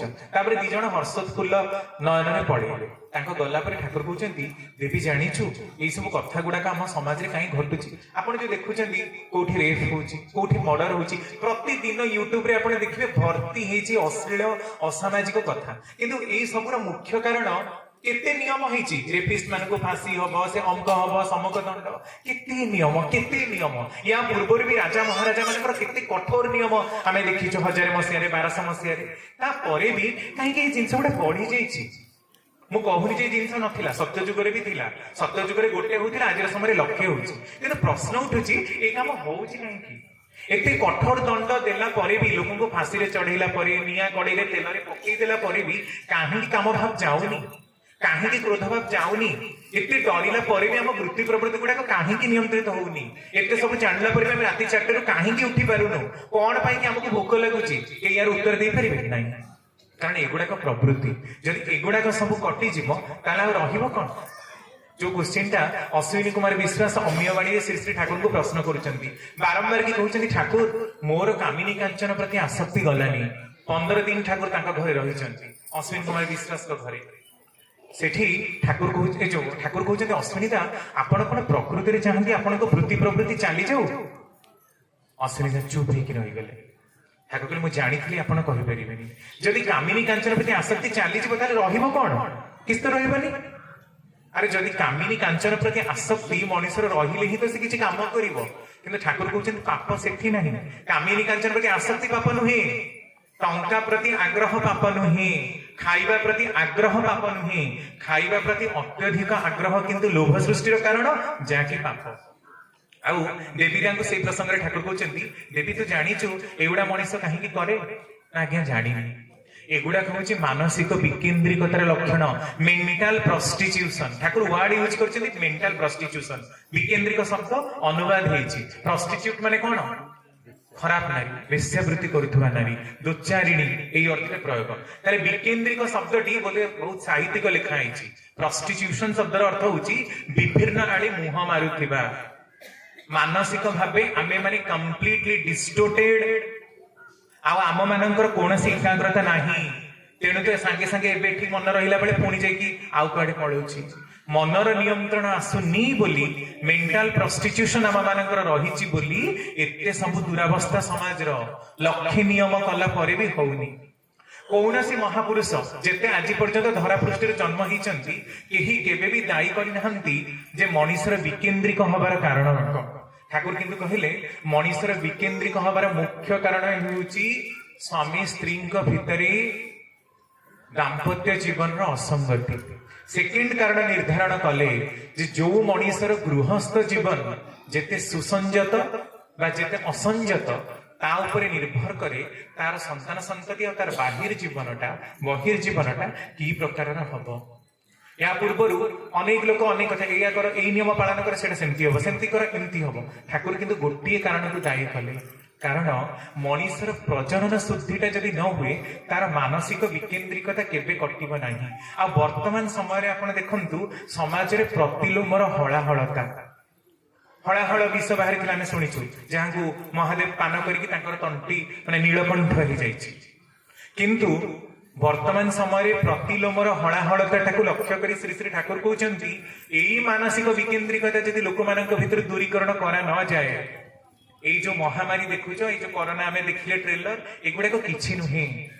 ଯଦି ମଣିଷ ପ୍ରତିଲୋମ ବିବାହ ବନ୍ଦ ନ କରେ ताहले आगको ए प्रकार समय आसुची जो समय रे मनीषर अस्तित्व धरा पृष्ठरु संपूर्ण निश्चिन्न होई जिबा कोनोसी बड़ कथा नुही सेतबेले किंतु कोनोसी परम पुरुष रक्षा करि परिबेनी कोनोसी भगवान कोनोसी ईश्वर आ रक्षा करि परिबेनी कारण ईश्वरंकर गोटे हाथ दया हेले अन्य हाथ विधि गोटे हाथ रे जदि से कणी की गेल करि परंती अलगा हाथ रे चापुड़ा मारिबार क्षमता भी रखंती कारण आमे कहू जे दंडीबा शक्ति जार थाई से पुणी क्षमा आचरे भागवतर कथा से दंड विधान भी देइचंती पुणी क्षमा भी करंती जदि हेमकविंकर कथा तो आपण समस्ते जानती घोड़ा मद्यप घोड़ा कामुक एकदम भावरे अत्यंत परिमाण रे अक्वेंटेड हेतबा जणे दुष्ट व्यक्तित्व तांको मध्य परिवर्तन करिसंती केमिति मिराकिल करी राताराती नाही मुंडरे हाथ मारि दे ना तांको पाखु आसिले परिवर्तन हो एई दाउ ना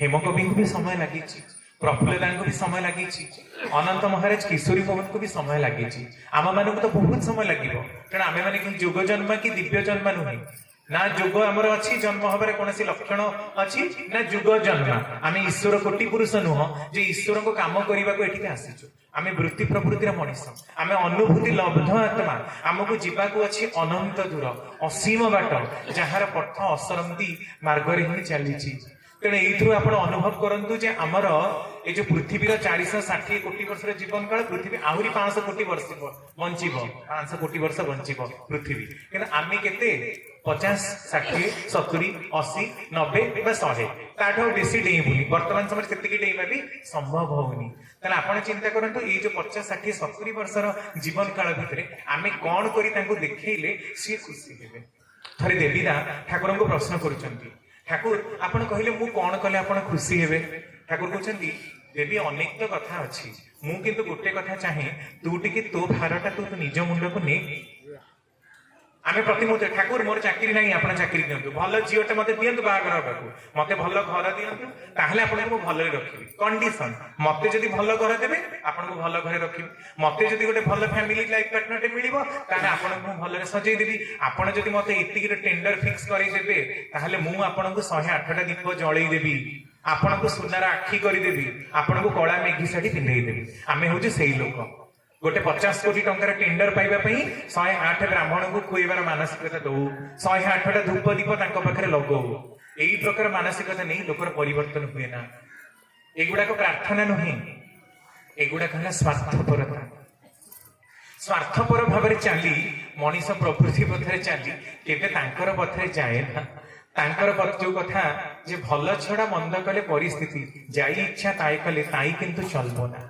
भल छड़ा मंद कले परिस्थिति छाड़बनी छाड़ब ना जहाँ भी कहतु आम जे परम पिता दीक्षित तेणु आम बंचीजु एक कथा आपण मैंने भूल भावुंट केवे नुहे जदि तांकर कथा न मानु तांको निजस्व रेतजाता कन्या साधना दीदी तांको जदि ठाकुर एते पावरफुल आ समस्त को बंचै दी पारंती तले तांको ए क्वेश्चन टा बारंबार की कराई ठाकुर आपण तो सब बळे एते कथा कहंती साधना दीदी बंचैलेनी आपण को भाई रो पुओ खेपुदा से टिके ठाकुर को भारी इग्नोर करंती तांको गोटे माने जो ठाकुर तो होमियोपैथी प्रैक्टिस करुथिले तांको आयुर्वेदिक रे गोटे औषध देइथिले तांको पुओर देह खूब खराब खेपुदांको पुओर देह तांको प्यारीदा नै की दउचंती से औषध जेमती पुड़िया को सेमती थुआ होईची तांको गला परे जेतले मरी गला समस्त जानले ठाकुर समस्त ठाकुर आपण औषध देले अथच खेपुदांको पुओ बंचिलेनी ठाकुर कहले गल टिके देखि आसले से औषधटा कोन करची जेमती पुड़िया देइथिले सेमती झरका साइड रे एपड दूर थाई की प्यारीदा देखुचंती सेमती थुआ होईची ठाकुर कहले मु कौन करी गोपाल दा जहां को ठाकुर कहती जदि गोपाल जाई हिमालय रुहे मु हिमालय रही श्यामाचरण मुखोपाध्याय जे कि तत्कालीन बंगलार जने बहुत बड़ लीडर जेतले माने बंगभंग आंदोलन थिला बहुत बड़ लीडर सरकारी स्तर तक भारी ना डाक किंतु तांको जो समय आसिबा को ठाकुर पहुंचीबा को कहितले से सेही दिन न पहुंची कि जस्ट गोटे राती देरी करिसंती ट्रेन एक्सीडेंट रे सी आ दिन दुर्गाचरण जाथले दी जण जाको चाली गले तांको गला परे ठाकुर एते कांदिले तंटी पड़ी गला 7 दिन जाको लोक आश्रम लोक सब थांती ओ ठाकुर भारी बहादुरी मारुचंती गोपाल या कले से करिवि देवी या कले से करिवि बड़दा ए देव बचैलेनी गोपाल को बचैलेनी ठाकुर को पाखे कथा गला ଠାକୁର କହୁଛନ୍ତି ଲୋକ ମୋର ବେଦନା କେହି ବୁଝୁନାହାନ୍ତି। ମୁଁ ଯେ ଗୋପାଳକୁ କହିଥିଲି ଏଇ ଦିନ ଆସି ପହଞ୍ଚିବା ପାଇଁ, ଗୋପାଳ କିନ୍ତୁ ମୋ ଅପେକ୍ଷା ଦୁର୍ଗାକୁ ବହୁତ ଭଲ ପାଇଲା। ଆଉ ଜଣେ ଗୁରୁ ଭାଇ ଦୁର୍ଗାଚରଣ ଦା, ଗୋପାଳ କିନ୍ତୁ ମୋ ଅପେକ୍ଷା ଦୁର୍ଗାକୁ ଖୁବ ଭଲ ପାଇଲା, ତେଣୁ ତା କଥାରେ ଗୋଟେ ଦିନ ଲେଟ୍ କଲା। ମୋର ବେଦନା କେହି ବୁଝିବାକୁ ଚାହୁଁନାହାନ୍ତି, ଖାଲି ଠାକୁର ବଞ୍ଚେଇଲେନି ବୋଲି ଲୋକଙ୍କର କିନ୍ତୁ କମ୍ପ୍ଲେନ। ଠାକୁର ଖେପୁଦାଙ୍କ ସ୍ତ୍ରୀକୁ ବି ବଞ୍ଚେଇ ପାରିଲେନି, କାରଣ ଖେପୁଦାଙ୍କ ସ୍ତ୍ରୀଙ୍କର 7ଟି ସନ୍ତାନ, ସେତେବେଳେ ବହୁତ ଜଲ୍ଦି ବାହା ହଉଥିଲେ, ଅର୍ଲି ମ୍ୟାରେଜ। ତାଙ୍କର 6ଟି ସନ୍ତାନ ପରେ ଠାକୁର ପୁରା ତାଗିଦ କରିଦେଇଥିଲେ। 7ମ ସନ୍ତାନକୁ ଜନ୍ମ ଦେଇକି ତାକୁ ଆନିମିଆ ରକ୍ତହୀନତା ରୋଗ ହେଲା। ସାଧନା ଦିଦିଙ୍କୁ ବି ସେ ଆନିମିଆ ରୋଗ ହେଲା, ଚାଲିଗଲେ। ଠାକୁର କେତେ କାନ୍ଦିଲେ। ସମସ୍ତେ ବଡମାଙ୍କୁ ଦେଖିଲେ ବଡମା କାନ୍ଦୁନାହାନ୍ତି, ସାଇଡରେ ବଡମା ଅଛନ୍ତି। ବଡମା କାହିଁକି ପୂଜା ହେବେ? କଣ ରାମଙ୍କ ପାଖରେ ସୀତା ରୁହନ୍ତି ବୋଲି ଠାକୁରଙ୍କର? ନା ନା, ସେଥିପାଇଁ ନୁହଁ, ରୁହନ୍ତି ବୋଲି ରଖା ହବ, ଏଥିପାଇଁ ରଖା ହେଇନି। No, this is not the fact. ଆପଣ ଯଦି ବଡମାଙ୍କ ଜୀବନୀ ଦେଖିବେ, ଯିଏ ଶ୍ରୀ ଶ୍ରୀ ଠାକୁରଙ୍କୁ ବୁଝିନି ସେ ବଡମାଙ୍କୁ ବୁଝିପାରିବନି। ମଣିଷର ଦାମ୍ପତ୍ୟ ଜୀବନ କଣ ହବାକୁ ହୁଏ ତାର ଜ୍ୱଳନ୍ତ ପ୍ରତିମୂର୍ତ୍ତି ଶ୍ରୀ ଶ୍ରୀ ବଡମା। ଯେତେବେଳେ ସାଧନା ଦିଦି ଚାଲିଗଲେ ସମସ୍ତେ କମେଣ୍ଟ କଲେ ବଡମାଙ୍କୁ, ଇଏ ଗୋଟେ ଏମିତି କୋଉ ମା ହେଇଛି ଯେ ଆଖିରୁ ଟୋପାଟେ ଲୁହ ଝରୁନି। ସେତେବେଳେ ବଡମା କହିଲେ, ମୋ ସ୍ୱାମୀ ଯେତେବେଳେ କହିଥିଲେ ସାଧନାକୁ ବାହାଘର କରା ନ ଯାଉ, ତାଙ୍କ କଥା କିଏ ଶୁଣିଥିଲେ? ସାଧନା ବାହା ହେଲା, ସନ୍ତାନ ଆସିବାକୁ ମନା କଲେ, ପ୍ରଥମ ସନ୍ତାନ ଆସିଲା। ଦ୍ୱିତୀୟ ସନ୍ତାନ ଆସିବାକୁ ମନା କଲେ, ଦ୍ୱିତୀୟ ସନ୍ତାନ ଆସିଲା। ତୃତୀୟ ସନ୍ତାନକୁ ଜନ୍ମ ଦେଇକି ସାଧନା ଦିଦି ଚାଲିଗଲେ। ସେତେବେଳେ ତ ଠାକୁରଙ୍କର କଥା କେହି କହିଲେନି। ଆଉ ଆଜି ସାଧନା ଚାଲିଗଲା ବୋଲି ମୁଁ କାନ୍ଦିବି କାହିଁକି? ମୋ ସ୍ୱାମୀଙ୍କର କଥା ତ କେହି ଶୁଣି ନାହାନ୍ତି। ଏଇ ପ୍ରକାରର ପ୍ରତିଭକ୍ତା ହଉଛନ୍ତି ଶ୍ରୀ ଶ୍ରୀ ବଡମା, ସେଇଥିପାଇଁ ସେ ପୂଜା। ଆହୁରି ଅନେକ, କିନ୍ତୁ ସମୟର ସଂକ୍ଷିପ୍ତ କାଳରେ ତାକୁ ତୋଳି ଧରିବା ସମ୍ଭବ ନୁହେଁ। ତେଣୁ ଦେଖନ୍ତୁ, ଆମେ ଯୋଉ କହୁଛେ ଠାକୁର ଆମକୁ ଯାହା ଅଛନ୍ତି ସବୁ କରିବେ। ଆଚ୍ଛା, ଠାକୁର ଯଦି ସବୁ ପାରିବେ, ସବୁ କରିଦେବେ, ତାହେଲେ ତମ ମୁଣ୍ଡରୁ ଏପର୍ଯ୍ୟନ୍ତ ଖଟିଗଲାଣି ତ ଆଉ କୌଣସି ଦେବାଦେବୀଙ୍କୁ ପୂଜା କରିବାନି, ଆଉ କୌଣସି ତାନ୍ତ୍ରିକ, ଆଉ ଟିକେ କୋଉଠି ଅଧିଆ ପଡିବା, କୋଉ ବାବା ଗୋଟେ କଣ ଔଷଧ ଦେବେ ସେଠିକି ଆଉ ଯିବାନି, ଏ ବିଶ୍ୱାସ ଆସିଲାଣି ଯେ ଶ୍ରୀ ଶ୍ରୀ ଠାକୁରଙ୍କୁ ଧରି ଚାଲିଲେ ମୋର ଆଉ କୌଣସି ଜାଗାକୁ ଯିବାର କିଛି ପ୍ରୟୋଜନ ନାହିଁ। ତାହେଲେ ଠାକୁର ତମର କଣ କରୁଛନ୍ତି, ତାପରେ ଦେଖିବା ନ ଦେଖିବା ସେ ପର କଥା, କଣ ହଉଛି କି ନ ହଉଛି। କିନ୍ତୁ ଏଇ ଭରସା ନେଇ କଣ ଆମେ ମାନେ କେହି ଚାଲୁ? ପ୍ରଥମ ଅବସ୍ଥାରେ ତାଙ୍କର କଥା ଆମେ କେହି ବୁଝିପାରୁନା। ଠାକୁରଙ୍କ ପାଖରେ ଜଣେ ଥାନ୍ତି ଭୂଷଣ ଦା। ଠାକୁର ତାଙ୍କୁ ହଠାତ୍ ଡାକି କହୁଛନ୍ତି, ଏଇ ଭୂଷଣ। ସେତେବେଳେ ଦେଓଘର ନୂଆ ନୂଆ, ଠାକୁର 1946 ସେପ୍ଟେମ୍ବର 2ରେ ଦେଓଘର ଆସିଲେ। ଦେଓଘର ବହୁତ ପଥୁରିଆ, ଏବେ ବି ଆପଣ ଦେଖି ପାଣିର ସର୍ଟେଜ ହୁଏ ଖରାଦିନେ, ମାନେ ପଥୁରିଆ ଭୂମି। ନୂଆ ନୂଆ ଆସିଥାନ୍ତି, ମାନେ ଘର ତିଆରି ଚାଲିଥାଏ, କୂଅ ଖୋଳା ଚାଲିଥାଏ। ପାଖରେ ଥାନ୍ତି ଭୂଷଣ ଦା। ଭୂଷଣ ଦାଙ୍କୁ ଠାକୁର ଡାକି କହୁଛନ୍ତି, ଏଇ ଭୂଷଣ ଶୁଣ, ତତେ ଏଇ ଯୋଉ 2ଟା ଘର ତିଆରି ହେଇଛି, ଆଜି ରାତି ଭିତରେ ତୁ ସଫା କରିବୁ। ସେ ସଫା କରିକି ପଳେଇଲେ। ଠାକୁର କହିଲେ, ମୁଁ ନ ଆସିଲା ଯାଏ ତୁ ଆସିବୁନି। ସଫା କରୁଛନ୍ତି, ରାତି 10 ବାଜିଲା। ସେଟା ଚିଡି ଗଲେ, ଠାକୁରଙ୍କୁ କଣ ଜଣା ପଡୁନି ମୋ ଅଣ୍ଟା ପିଠି ସେ ସଫା କରିକି ନଇଁ ଗଲାଣି, କଣ ଠାକୁର ବୋଲି କଣ ଯାହା ପାରି ତାହା କହିବୁ। ତାଙ୍କ ମନରେ ଏ ଭାବନା ଆସିଛି। ତାପରେ ଦୂରକୁ ଗଲେ, ଠାକୁର କହିଲେ, ମୁଁ ତତେ ମନା କରିଥିଲି ତୁ ଯା। ପୁଣି ଯେତେବେଳେ ଡକେଇବି, ରାତି 1 ବାଜିଗଲା। ସେତେବେଳେ ଭୂଷଣ ଦା କିନ୍ତୁ ଆଉ ଟଲରେଟ କରିପାରିଲେନି, କାରଣ ଅଣ୍ଟା ପିଠି ଜୋରସୋର ଦିନ ବେଳୁ ଲାଗିଲେଣି, ରାତି 1 ବାଜିଲାଣି। କି ନିର୍ଦୟ ପଥର ଲୋକ, ତାଙ୍କୁ କଣ ଦେଖାଯାଉନି? ଠାକୁର ବୋଲି ଯାହା ପାରି ତାହା କହିବେ। ଆଉ ଏଇଟା ଭୋକରେ ବି ପେଟ କଣ ଡାକ ଦେଲାଣି, କଣ କରିବେ? ତାପରେ ଠାକୁରଙ୍କ ପାଖକୁ ଠାକୁର ଶୋଇ ପଡିଛନ୍ତି। ସେ ଆହୁରି ରାଗିଗଲେ ଭୂଷଣ ଦା। ମାନେ ଠାକୁରଙ୍କର ଗୋଟେ ମାନବିକତା ବୋଲି କିଛି ନାହିଁ। ରାତି 1 ବାଜିଲାଣି, ମୁଁ ଖାଇନି, ମୋ ଅଣ୍ଟା ପିଠି ପୁରା ବେଣ୍ଡ ହେଇଗଲାଣି, ସେ ଶୋଇ ପଡିଲେଣି ଖାଇକି। ଏତେ ସ୍ୱାର୍ଥପର। ମନ ଭିତରେ ଗୁଡାଏ କଥା ଭାବିଛନ୍ତି। ପାଖରେ ଆଉ ଜଣେ ଜନୈକ ଭାଇ ଥିଲେ। ଠାକୁର ତ ଯେତେବେଳେ ରାତି 10ଟା ପରେ ଠାକୁର ଶୋଇ ପଡନ୍ତି। ବେଳେ ବେଳେ ଆଲୋଚନାରେ ରାତି ସାରା ବି ପାଇଯାଏ, ବଟ୍ ବୟସ୍କ ହେଲା ବେଳକୁ ଯେତେ ଘଟଣା, ଠାକୁର ରାତି 10ଟାରେ ଶୋଇ ପଡନ୍ତି, କାରଣ ବଡଟା କଡ ପକେଇ ଦିଅନ୍ତି। ଶୋଇ ପଡିଲେ, ଠାକୁର ଶୋଇ ପଡିଲେଣି। ଆଉ କହିଛନ୍ତି ଯେ ଯଦି ଭୂଷଣ ଆସେ ତାକୁ କହିଦବୁ, ସେ ଘରକୁ ପଳେଇବ। ଭୂଷଣ ତା ଘରକୁ ଗଲେ, ସମସ୍ତେ ଶୋଇ ପଡିଛନ୍ତି। ଏତେ ରାତିରେ କିଏ ଯେତିବ, ଘରେ କଣ ରଖା ହେଇଛି ତାକୁ ଖାଇ ଦେଇକି ତାଙ୍କ ବେଡକୁ ଯେତେବେଳେ ସେ ଶୋଇବାକୁ ଯାଇଛନ୍ତି, ଦେଖନ୍ତି ଗୋଟେ କଳା ମିଚମିଚ ନାଗ।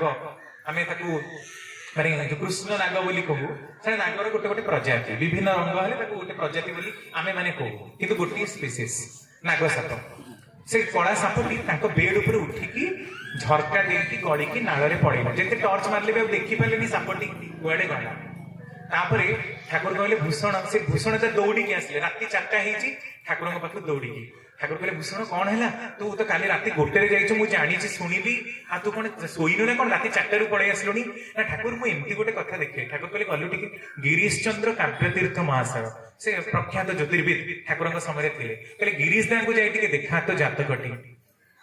ସେ ଗିରୀଶ ଦା 3 ଥର ତାଙ୍କର ଜାତକଟାକୁ ଛକି ମାରିଦେଲେ। कहले ना एटा केबे संभव ही पारे ना जदि ए जातक ये ताले आपण ता हे न पारंती तो आइदर जातकर गणना भूल ना आपण भूल जदि जातकर गणना ठीक ताले आपण मरिबा को बाध्य काली ही आपणकर मृत्यु हेछि ठाकुर को पाखु जातक नै के आसीले ठाकुर कहउछंती कोन हैला कोन कहिला गिरीश ना गिरीश ता एया कहिले जानिलु भूषण तांको ठाकुर कहउछंती जानिलु कोन पई तते डेरी जाय मो माने जो जहाँ सफा करने कही आउ जड़े भाई था ठाकुर पाखे खगेन तपादार से देवगर घटना तैयारी चली थाए से नुआ नुआ कूओ खोला चली थाए थे खगेन दा पानी टाणुंट एटा कहीकि आपण मैंने भावतुनि जे ठाकुर को बड़ बोली प्रमाणित करी आम दीक्षा नहीं एक्जाजरेट करने को कथा आदौ कहूनी मोर क्वेश्चन जोटा थिला जे ठाकुर को धरी चलबार प्रयोजन आम वास्तविक अनुभव करूँ कि सत्संगी मानक अलग क्या प्ररोचना भी करोनी जे आपण मैंने दीक्षा नियंतु नहीं गले आपंकर झील बाहर होकर चाकरी होकर सबू समस्या समाधान हो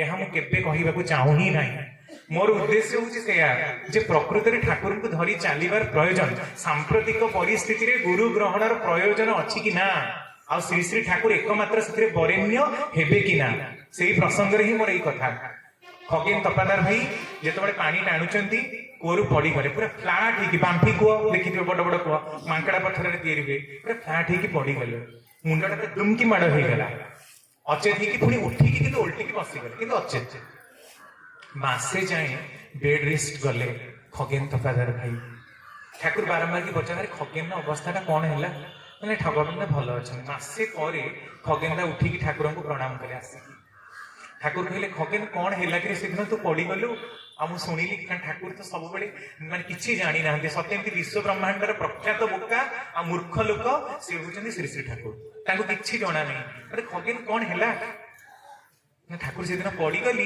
कि मुझे जानी केमी मुझे उठिकी उल्टिकी बसीगली मुंडटा माड़िकी तले पड़ली आ मो मुंडर टिके रक्त बाहरिला तापरे मु उठिकी उल्टिकी बसीगली मुझे जानी कौन पाई मु उल्टिकी बसची माने उल्टिकी माने फ्लैट होइकी पड़ीची माने बसी जाई नांती फ्लैट होइकी पड़ीचंती कि ऊपर चिपकी ऊपर को पड़ीचंती ठाकुर कहते एटा कोन जानो एटा होची इष्टवृत्तिर उद्भृत शक्ति एथिले किंतु ठाकुरଙ୍କର କିଛି कमाल नाही देखंतु परम पुरुष इष्टवृत्ति को निजर क्रेडिट देदेले मु परम पुरुष मुझे बंचे दी हाथ मारिकी ए क्रेडिट नबार ना एटा इष्टवृत्तिर क्रेडिट प्रतिदिन इष्टवृत्ति दबा भितर दे जो उद्भृत शक्ति उद्भृत माने बड़का जो बड़का शक्ति जमा हुए एटा तार ही प्रभाव केते सहजरे घटनाटा को एड़े देले थरे केष्टदा महान वैज्ञानिक सी भी जदि सीभी रमण सागर था तो सी भी नोबेल अवार्ड पाई था सीभी रमण पर तो आउ नोबेल अवार्ड इंडिया पाई ना अविभाजित इंडिया आउ कि नोबेल अवार्ड पाई ना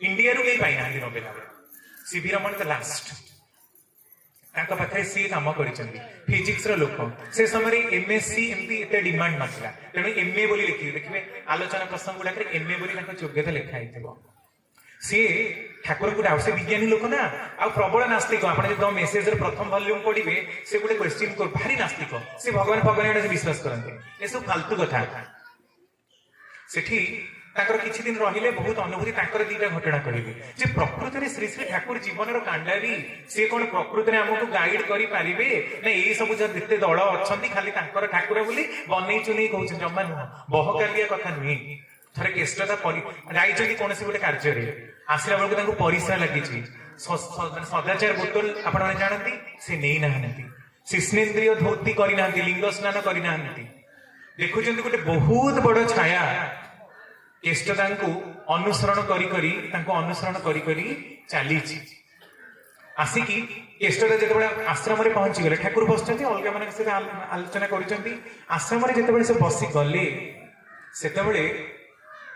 से विराट छायाटा कड़े उभे गला दीर्घ अध किलोमीटर धरी से फॉलो करूला कि आउ से छायाटा देखा पाइले ना केष्टता आसिकी पहुंचु न पहुंचु माने ठाकुर ये बस केष्टता बोले एति बाटरे ठाकुर कहते भगवान अच्छा यही कथा लोक मैंने केवल मुहरे कहती ईश्वर सर्वशक्तिमान सर्वत्र विद्यमान से जहाँ चाहती से पारती यहीटा केवल लोक मैंने मुहरे कहती से माने प्रकृत में विश्वास करती जे ईश्वर सर्वशक्तिमान और सर्वत्र विद्यमान जहाँ चाहती ताहा पारिबे এই কথাটি শুনিকি কেষ্টদা জাଣିগলে যে সেই যে পরছাই অর্থাৎ যে প্রতিচ্ছবিটা থিলা এতে বড় কাଳ পুরুষଙ୍କ ପ୍ରତିଛବି সেটা শ্রী শ্রী ঠাকুরଙ୍କର ହିଁ ଥିଲା। ସିଏ ଯେ ଶିଷ୍ଣେନ୍ଦ୍ରିୟ ଧୋତି କରି ନେଇନାହାନ୍ତି ବୋତଲ ଆଉ କରିବେ କେମିତି? ସେ ଗୋଟେ ପତ୍ରରେ ଯେମିତି ମୁସଲମାନ ମାନଙ୍କୁ ଦେଖିଥିବେ ପତ୍ରରେ ପୋଛି ଦିଅନ୍ତି ସେଇ ପ୍ରକାର କରିଥିଲେ। ଦେଖନ୍ତୁ ଋତିକ ଆଚାର୍ଯ୍ୟ ସେ ମାନେ ପାଞ୍ଜା ନାହିଁ ଆଉ ସେ ପଦବୀ ନାହିଁ, ଗୋଟିଏ ହିଁ ଥିଲା। ଏତେ ବଡ ଲୋକ ତାଙ୍କର ଆଉ ଗୋଟିଏ ଘଟଣା, ଆମେ ଯେ ସୁସ୍ଥଇନି କାହିଁକି ପାଳନ କରିବା, କେତେ ମାନେ ସମୟ କିଛି ନାହିଁ, ସତ୍ସଙ୍ଗର ସମୟ ଏତେ ସଂକ୍ଷିପ୍ତ, ଯୋଉଠୁ କହିଲେ ବି ମାନେ ଓସେ ମିନି ଟିକ ଭଳିଆ ତାଙ୍କର ଟିକେ ଟିକେ ଘଟଣାଟାକୁ ଜଷ୍ଟ ଆମେ ଛୁଇଁବା। ଥରେ କେଷ୍ଟଦା ଯାଉଛନ୍ତି, ତାଙ୍କର ଦଣ୍ଡଟି ଆଉ ତାଙ୍କର ଯୋଉ ବହି ବ୍ୟାଗଟି ସେଟା ରଖା ହେଇଛି। ଟ୍ରେନରେ ଗୋଟେ ଲୋକ ମାର୍କ କରୁଛି, ସେ ଦେଖୁଛନ୍ତି କିନ୍ତୁ ସେ ହେୟ ଜ୍ଞାନ ମନେ କରିଛନ୍ତି। ସେ ଆଉ ଗୋଟେ ଷ୍ଟେସନ ନେକ୍ସଟ ଷ୍ଟେସନ ଆସିଲା ବେଳକୁ ସେ ପାଞ୍ଜା ବହି ତାଙ୍କର ଦଣ୍ଡ ଫଣ୍ଡ ବହୁତ ଚୋରି ହେଇଗଲା। ଆସିକି ଯେତେବେଳେ ପହଞ୍ଚିଲେ ଠାକୁରଙ୍କୁ ନିବେଦନ କଲେ, ଠାକୁର କିଛି କହିଲେନି। ହେଲେ କେଷ୍ଟଦା ସୁସ୍ଥଇନିର ଯୋଉ ନିୟମଟି ଯେ ଯାହା କହିବ ତାକୁ କାମରେ ପରିଣତ କରିବ, ତତ୍କ୍ଷଣାତ୍ କାର୍ଯ୍ୟରେ ପରିଣତ କର, ଏଇଟା ଗୋଟେ ନିୟମ ଅଛି କି? ମୋର ମନେ ହୁଏ ଏମିତି କହୁଛନ୍ତି କେଷ୍ଟଦାଙ୍କୁ, ମୋର ମନେ ହୁଏ ବୋଧେ ଏମିତି ଗୋଟେ ନିୟମ ସୁସ୍ଥଇନି କୋଉଠି ଅଛି। ଠାକୁର କହୁଛନ୍ତି ଆଜ୍ଞା। କହିଲେ ସେଇ ନିୟମଟା ଆପଣ ଦେଖିଲେ? ଆପଣ ଯେତେବେଳେ ଆସିଥିଲେ ଆପଣଙ୍କ ମନରେ ଆସିଛି, ଆପଣ ସୁସ୍ଥଇନି ନେଇଛନ୍ତି, ଆପଣଙ୍କ ମନରେ ସଦ୍ଭାବ ଆସିଛି, କିନ୍ତୁ ଆପଣ ଆଳସ୍ୟ ବଶତଃ ତାକୁ କାର୍ଯ୍ୟରେ ପରିଣତ କଲେନି। ଦେଖୁଛନ୍ତି ଦୂରରୁ ଗୋଟେ ଲୋକଟେ ବାରମ୍ବାର କି ମାର୍କ କରୁଛି ଆପଣଙ୍କର ସେ ବ୍ୟାଗରେ କଣ ଅଛି, ସିଏ ଭାବିଛି କଣ ଟଙ୍କା ସୁନା ଥିବ, ସିଏ କଣ ଜାଣିଯାଉ ଦଣ୍ଡ ଫଣ୍ଡ ଗୋଟେ ଅଛି, ଟଙ୍କା ଫଙ୍କା ଅଛି, ଆପଣ ମାର୍କ କରୁଛନ୍ତି, ଆପଣ ହେୟ ଜ୍ଞାନ କଲେ। ସାଙ୍ଗେ ସାଙ୍ଗେ ଯଦି ଆପଣଙ୍କ ପାଖରେ ରଖିଦେଇଥାନ୍ତେ ତାହେଲେ ଆପଣଙ୍କ ପାଖରୁ ଚୋରି କରି ନବାର ସାହସଟା ସେ ଲୋକର ହେଇଥାନ୍ତା। କେଷ୍ଟଦା ରୀତିକାଚାର୍ଯ୍ୟ ଲଜ୍ଜିତ ହେଲେ, କଣ ଆଉ କହିବେ, ଠାକୁରଙ୍କୁ କ୍ଷମା ପ୍ରାର୍ଥନା ଦେଲେ, କଣ ପ୍ରଣାମୀ ଦେଇକି ଗଲେ। ଦେଖନ୍ତୁ କେତେ ଘଟଣା, ରୀତିକାଚାର୍ଯ୍ୟ କେତେ ବଡ ଗୋଟେ ପୋଷ୍ଟ, କିନ୍ତୁ ତାଙ୍କର ଟିକେ ବି ସାମାନ୍ୟତମ ଧର୍ତ୍ତବ୍ୟଟା ବି ଶ୍ରୀ ଶ୍ରୀ ଠାକୁର କିନ୍ତୁ ସହ୍ୟ କରନ୍ତିନି। ବଡଦା ଠାକୁରଙ୍କ ନିଜସ୍ୱ ପୁଅ, ତାଙ୍କ ପାଇଁ ବି ଠାକୁର କିନ୍ତୁ ରୁକ୍ଷ। ଆପଣ ଏକଥା ଜମା ଭାବନ୍ତୁନି ଯେ ଶ୍ରୀ ଶ୍ରୀ ଠାକୁର ପକ୍ଷପାତୀ, ବଡଦା ତାଙ୍କ ପୁଅ ଯେ ପାଖରେ ବସିଛନ୍ତି ସେ ତ ବଡଦା ଠାକୁରଙ୍କ ପୁଅ, ସେ ଯାହା ପାରି ତାହା କରିବେ, ତା ଚଳିବ, ତା ନୁହେଁ। ଥରେ ବଡଦା କଣ କରିଛନ୍ତି ଦେଖନ୍ତୁ, ସମସ୍ତଙ୍କ ପାଇଁ ତାଙ୍କ ନିୟମ ସମାନ। କୃଷ୍ଟିଜାତ ସନ୍ତାନ ଆଉ ରେତଜାତ ସନ୍ତାନ କାହା ପାଇଁ ସେ ପକ୍ଷପାତିତା କରନ୍ତିନି, କାରଣ ସିଏ ପରମ ପିତା। ସିଏ ଯଦି ପକ୍ଷପାତିତା କରିବେ ତାହେଲେ ତାଙ୍କୁ ହିଁ ମାନିବ କିଏ, ଆଉ କାହିଁକି ମାନିବ? ଥରେ ଆଶ୍ରମରେ ଜଣେ ଋତିକ ଥାନ୍ତି, ଋତିକ ଦେବତା, ତାଙ୍କ ନାଁ ହଉଛି ଷଡ଼ାନନ ଭଟ୍ଟାଚାର୍ଯ୍ୟ। ବଡଦା ଧରିଲେ, ତାଙ୍କର ବେଡିଂ ବିସ୍ତରା ସବୁ ଧରିକି ବାହାରେ ପକେଇଦେଲେ। ସିଏ ଆସିକି ରାଗରେ ଠାକୁରଙ୍କୁ କମ୍ପ୍ଲେନ କଲେ, ଠାକୁର ବଡଦା ଆପଣଙ୍କ ପୁଅ ବୋଲି ଯାହା ପାରି ତାହା କରିବେ, କଣ ତାଙ୍କୁ ଆପଣ ଏତେ ପାୱାର, ସିଏ ଲକ୍ଜୁରୀରେ କାର ମେଣ୍ଟେନ କରିକି ଯିବେ, ସିଏ ଫ୍ୟାନ ଲଗେଇକି ରହିବେ, ଆମକୁ ଏମିତି ଅବସ୍ଥା, ତାପରେ ପୁଣି ମତେ ଆଶ୍ରମରୁ ବାହାର କରିଦେବେ। ଠାକୁର ଶୁଣିଲେ, କାରଣ ସିଏ ବଡଦାଙ୍କ ବିରୁଦ୍ଧରେ ଜୋର କମ୍ପ୍ଲେନ କଲେ। ଠାକୁର କହୁଛନ୍ତି ଶୁଣ, ବଡଦା ମୋ ପୁଅ ବୋଲି ତାର ମୋ ପକ୍ଷ ନେବିନି, ତୁ କହ ତୋର କଥାଟା ନିରପେକ୍ଷ ଭାବରେ ମୁଁ ଶୁଣିବି। ସବୁ ଘଟଣା କହିଲେ। ଠାକୁର କହିଲେ ବଡଦା କଣ କରିଛି ତା ତ ମୁଁ ପର ସମୟରେ ବୁଝିବି, କିନ୍ତୁ ମୁଁ ବୁଝୁନି ଋତିକର ଏଖାନି କି କାଜ, ତତେ ପାଞ୍ଜା ଦିଆଯାଇଛି ଏଇଥିପାଇଁ ତୁ ଏଇଠି ଆଶ୍ରମରେ ରହିବୁ। ସାଙ୍ଗେ ସାଙ୍ଗେ ସେ ଷଡ଼ାନନ ଭଟ୍ଟାଚାର୍ଯ୍ୟ ସେ ପଳେଇଲେ, ଠାକୁରଙ୍କୁ କ୍ଷମା ମାଗିଲେ, ତାପରେ ତାଙ୍କ ଆଶ୍ରମରେ ଆଖପାଖରେ କେବେ ଦେଖାଯାଏନି। ମାନେ ମୁଁ କହୁଛି ଦେଖନ୍ତୁ ଯେ ସେ କାହା ପ୍ରତି, ବଡଦାଙ୍କ ପ୍ରତି ବି କଠୋର। ଥରେ ଗୋଟେ ଲୋକ କମ୍ପ୍ଲେନ କରୁଛି, ଆଜ୍ଞା ଠାକୁର ବଡଦା ବୋଲି, ବଡଦା ଆପଣଙ୍କ ପୁଅ ବୋଲି ଆପଣ ଯାହା କହିଲେ ଚଳିବନି, ବଡଦା ମୋ ପୁଅର ସାଇକେଲଟିକୁ ଚୋରି କରି ଭାଙ୍ଗି ଦେଇଛନ୍ତି। ସୁଶୀଲ ରଞ୍ଜନ ଦାସଙ୍କ ମନର ମଣିଷ ବହିରେ ଆପଣ ଦେଖିବେ ଘଟଣା। ଠାକୁର କହୁଛନ୍ତି ହଁ ବଡଦା ଭାଙ୍ଗି ଦେଇଛି, ଛାଟ ଆଣିଲେ, ନିର୍ଧୁମ ବାଡେଇଲେ, ସେତେବେଳେ ଛୋଟଦା ତାଙ୍କ ଉପରେ ପଡିଲେ, ମାନେ ବଡଦାଙ୍କୁ ଏତେ ଜୋରେ ବାଡେଇଲେ ଛୋଟଦା ଦେଇ ତାଙ୍କ ଉପରେ ପଡିଲେ। ନିସ୍ତୁକ ବାଡେଇଲା ପରେ ସେ ଲୋକଟି ଦୂରରେ ଥାଇ ଦେଖିଲା, ଠାକୁର କହିଲେ ନାଇଁ ଠାକୁର ମୁଁ ମିଛ କହିଛି, ଆଉ ବଡଦା ସାଇକେଲ ଚୋରି କରିନାହାନ୍ତି। ସୁଶୀଲ ରଞ୍ଜନ ଦାସ ଠାକୁରଙ୍କୁ ପ୍ରଶ୍ନ କରୁଛି, ଠାକୁର ଆପଣ କଣ ଜାଣିନାହାନ୍ତି ବଡଦା ଆପଣଙ୍କ ପୁଅ ସେ ଚୋରି କରିପାରିବେନି? ଠାକୁର କହୁଛନ୍ତି ହଁ ମୁଁ ଜାଣିଛି ବଡଦା ଚୋରି କରିନି, କିନ୍ତୁ ବଡଦା ଚୋରି କରିଛି ବୋଲି ମୁଁ ବାଡେଇନି। ବଡଦାର ଦୋଷ ଚୋରି କରିବା ନୁହେଁ, ତାର ଦୋଷ ହଉଛି ଲୋକ ତା ବିରୁଦ୍ଧରେ କମ୍ପ୍ଲେନ କଲା କାହିଁକି। ଆପଣ ଦେଖିବେ ବଡଦାଙ୍କ ଜନ୍ମରେ ଠାକୁର ଯୋଉ ବାଣୀ, ତାର ଲୋକପାଳି ସ୍ୱଭାବର କଣ ଏଇଆ ଲକ୍ଷଣ? ତା ବିରୁଦ୍ଧରେ ଲକ୍ଷେ ଲୋକ କମ୍ପ୍ଲେନ କରିବେ, ସିଏ ଲୋକପାଳି ହବ ଯାହା ବିରୁଦ୍ଧରେ କୋଟିଏ ଲୋକ କମ୍ପ୍ଲେନ କରିବେ। ଏଇଥିପାଇଁ ମୁଁ ତାକୁ ବାଡେଇଛି। ବଡଦାର କୌଣସି ନା କୌଣସି ବ୍ୟବହାରରେ ସେ ଲୋକଟି କ୍ଷୁବ୍ଧ, ତେଣୁ ତ ସେ ପିଲାଟି ତା ବାପାଙ୍କୁ କହିଲା, ତା ବାପା ଆସି ମତେ କମ୍ପ୍ଲେନ କଲା।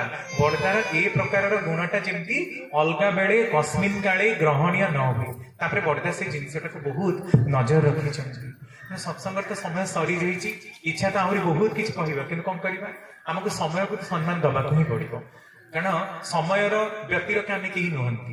ଯେମିତି ଖାଇବାର ସମୟ ଗଡ଼ିଗଲେ ଅବେଳିଆ ହେଲେ ତା ଭୋକ ମାନେ ଆଉ ଦେହରେ ହଜମ ହୁଏ ନା, ସୁପାଚ୍ୟ ହୁଏ ନା, ସେମିତି ଅତ୍ୟଧିକ ପ୍ରଗଳ୍ଭତା ଜାଣିଛି ବୋଲି ଯେ ସବୁ କିଛି କହିଦେବି ତା ବି ଲୋକଙ୍କର ଗ୍ରହଣୀୟ ହୁଏ ନା। ତେଣୁ ମଣିଷ ଏଇ ଯୋଉ ମେଣ୍ଟାଲ ପ୍ରଷ୍ଟିଚ୍ୟୁସନର କଥା କହୁଥିଲି, ମାନସିକ ବିକେନ୍ଦ୍ରିକତାର କଥା କହୁଥିଲି, ଏଇଥିରୁ ହିଁ ଆପଣ ଅନୁମାନ କରନ୍ତୁ ଯେ ଏଇଥିପାଇଁ ଆମର ଶ୍ରୀ ଶ୍ରୀ ଠାକୁରଙ୍କୁ ଧରି ଚାଲିବାର ପ୍ରୟୋଜନ ରହିଛି। ମାନସିକ ବିକେନ୍ଦ୍ରିକତା କହିଲେ ଏଇଆ। ଖାଲି 3ଟି ପଏଣ୍ଟରେ ମୁଁ କନକ୍ଲୁଡ କରିଦେବି କାରଣ ସମୟ ଅତିକ୍ରାନ୍ତ ହଉଛି। ସୁପ୍ରଜନନ ଆଉ ତାର ପରିଶୁଦ୍ଧି। ଅନ୍ତତଃ ସତ୍ସଙ୍ଗୀ ମାନେ ଆମେ କସ୍ମିନ୍ କାଳେ ପ୍ରତିଲୋମ ବିବାହକୁ ପ୍ରଶ୍ରୟ ନ ଦେବୁ। ପ୍ରତିଲୋମ ବିବାହ କଣ ନା ସରକାର ଯାହା ବିଷୟରେ ଆମକୁ ପ୍ରୋତ୍ସାହନ ଦଉଛନ୍ତି।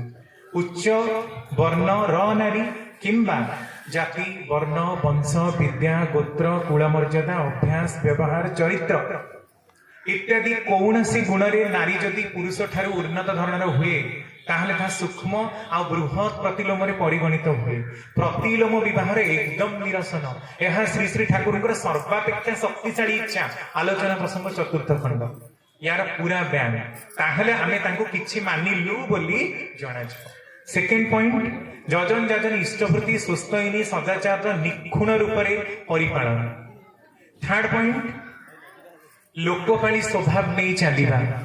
କାହାର ମନରେ ଏ ପ୍ରକାରର କୌଣସି ବିରୋଧାଭାସିତା ସୃଷ୍ଟି କରିବା ନାହିଁ ଯହିଁରେ କି ସେମାନେ ଆମ ପ୍ରତି ତିକ୍ତତା ପରିପୋଷଣ କରନ୍ତି। ଫୋର୍ଥ ପଏଣ୍ଟ, ଆମ ମାନଙ୍କର ସମ୍ପୂର୍ଣ୍ଣ ଐକାନ୍ତିକ ଧ୍ୟେୟ ହବା ଦରକାର ଶ୍ରୀ ଶ୍ରୀ ଠାକୁର, ତାଙ୍କର ଆଦର୍ଶ, ତାଙ୍କର କଥା। ତାଙ୍କୁ ବାଦ ଦେଇ ଆମ ମାନଙ୍କର ଜୀବନରେ ଆଉ ସର୍ବାଧିକ ଧ୍ୟେୟ ଏକାନ୍ତ ଅନୁସରଣୀୟ ଆଉ ଅନୁକରଣୀୟ ଯେଭଳି କେହି ନ ହୁଅନ୍ତି ତାହେଲେ ମଧ୍ୟ ଆମେ ମେଣ୍ଟାଲି ପ୍ରଷ୍ଟିଚ୍ୟୁଟେଡ ଅର୍ଥାତ୍ ମାନସିକ ଭାବରେ ବିକେନ୍ଦ୍ରିକ। Last and first and foremost point, important point ହଉଛି ଆମ ମାନଙ୍କ ଠାକୁର ଯୋଉଟା କହୁଛନ୍ତି ଯେ ଆମ ମାନଙ୍କର ଦୈନନ୍ଦିନ କରଣୀୟ ଗୁଡାକ ଯେମିତି କୌଣସି ମତେ ଆମେ ବାଦ ନ ଦଉ। ଦୈନନ୍ଦିନ କରଣୀୟ ଭିତରେ ଆସେ ନାମଧ୍ୟାନ, 2 ଓଳି ପ୍ରାର୍ଥନା, ଇଷ୍ଟପ୍ରତି ନିୟମିତ ଭାବରେ କରି ମାସ ଶେଷରେ ପ୍ରେରଣ କରିବା। ଏଇ ଜିନିଷରେ ଯଦି ଆମର ଟିକେ ବି ଖିଲାପ ରହିଗଲା ତାହେଲେ କିନ୍ତୁ ଆମ ମାନଙ୍କର ବଞ୍ଚିବାଟା ମୁସ୍କିଲ। ଯଦିଓ ତାଙ୍କ ଦୟା ଅନନ୍ତ, ସିଏ ବଞ୍ଚେଇ ଦେଇ ପାରନ୍ତି, କିନ୍ତୁ ପରମ ପିତା ସବୁ କରିଦେବେ ଏଇ କଥା ପ୍ରାୟତଃ ହିଁ ଭ୍ରାନ୍ତି ମୂଳକ। ପରମ ପିତା ସବୁ କରିଦେବେ ଏ କଥା କେବେ ଭାବିବେ ନାହିଁ। କରିବାକୁ ପଡିବ ଆମକୁ। ଶାସ୍ତିର ଭାର ଯଦି ଆମେ ଅଲଗାକୁ ଦେଇପାରୁ ତାହେଲେ ନିଜେ ବି ନବା। କର୍ମ ଫଳର ସୃଷ୍ଟିକର୍ତ୍ତା ଆମେ, ତେଣୁ ତାର ଭୋଗକ ମଧ୍ୟ ଆମେ। ପରମ ପିତା ସେଥିରେ କିଛି ହାତ ପକାନ୍ତି ନାହିଁ। ସେ ନିରପେକ୍ଷ, ସେ ଏକଦମ ଭାବରେ ଅଦୃଷ୍ଟ ରୂପରେ କାମ କରନ୍ତି। ତାଙ୍କର ବିଧାନ ରହିଛି ଯେତେ ଆମେ ମାନିବୁ ସେତେ ପାଇବୁ। ତାହେଲେ ଲୋକ ପ୍ରଶ୍ନ, ତାହେଲେ ଆମେ କାହିଁକି ଗୁରୁ ରୂପେ ଗ୍ରହଣ କରିବୁ? ମାନିଲେ ତ ପାଇବୁ। ପରମ ପିତା କିଛି କରିପାରିବେ? ତାହେଲେ ଏଇଥିପାଇଁ କି ଯେ ବିବର୍ତ୍ତନ ବାଦରେ ଆପଣଙ୍କୁ ହୁଏତ ଗୋଟେ ଜିନିଷରେ ପହଞ୍ଚିବାକୁ 100 ଜନ୍ମ ଲାଗିବ, କିନ୍ତୁ ପରମ ପିତାଙ୍କୁ ଯଦି ଗ୍ରହଣ କରନ୍ତି ତାହେଲେ ସେଇଟା ଆପଣ 50 ଜନ୍ମରେ ପାଇବେ। This is the difference. କାହିଁକି ଆମେ ଗୁରୁ ଗ୍ରହଣ କରିବା ଆଉ ଗୁରୁ ଗ୍ରହଣ ନ କରିବା। ଏମିତି ଆମେ କେହି ଗୁରୁ ଗ୍ରହଣ କଲେ ଖୁସି, ନ କଲେ ଖୁସି, ଆମେ ତ ଈଶ୍ୱରଙ୍କ ପାଖକୁ ଯିବା ହିଁ, କାରଣ this is the rule of the nature. କିନ୍ତୁ ସହଜ କଥା ହଉଛି ଏୟା ଯେ ଗୁରୁଙ୍କୁ ଯୋଉମାନେ ମାନି ଚଳନ୍ତି ସେମାନେ ଗୁରୁ ତାଙ୍କର ସମସ୍ତ ଭାର ନିଜ ହାତରେ ଗ୍ରହଣ କରନ୍ତି। ଯଦି ଗୁରୁକୁ ଆମେ ମାନୁ, ଯଦି ନ ମାନୁ ତାହେଲେ ଇଭଲ୍ୟୁସନାରୀ ଟ୍ରେଣ୍ଡରେ ଏମିତି ଆମେ ଯିବୁ ଅନନ୍ତ ପଥରେ ଯାତ୍ରା କରିବୁ। ଯାହା ବି ହଉ, ସତ୍ସଙ୍ଗର ସମୟ ଅଲରେଡି ଅତିକ୍ରାନ୍ତ ବି ହେଇଯାଇଛି, କିନ୍ତୁ ଅଭୁକ୍ତ ଯେ ଆହୁରି କହିଥିଲେ ଆପଣମାନେ ଆଉ କିଛି ଶୁଣିଥାନ୍ତେ, କାରଣ ଅସଂଖ୍ୟ ଘଟଣା, ଟିକେ ଟିକେ ଘଟଣା ବି ଆମମାନଙ୍କ ଜୀବନ ପାଇଁ କେତେ ପ୍ରେରଣାପ୍ରଦ ହୁଏ। କିନ୍ତୁ ସମୟର ସ୍ୱଳ୍ପତା ଦୃଷ୍ଟିରୁ ଆଉ ବେଶୀ ଆଗକୁ ଯାଇ ହେବ ନାହିଁ। ପରିଶେଷରେ ଏଠାରେ ଉପସ୍ଥିତ ସମସ୍ତ ବ୍ୟକ୍ତି ବିଶେଷ ମାନଙ୍କର ସାର୍ବିକ ମଙ୍ଗ ମୁଁ ପରମ ପିତାଙ୍କର ପଦପ୍ରାନ୍ତରେ ପ୍ରାର୍ଥନା କରେ। ଜୟ। ଟୁଟୁ ଭାଇ ଷଡ଼ାଳନ କରୁ।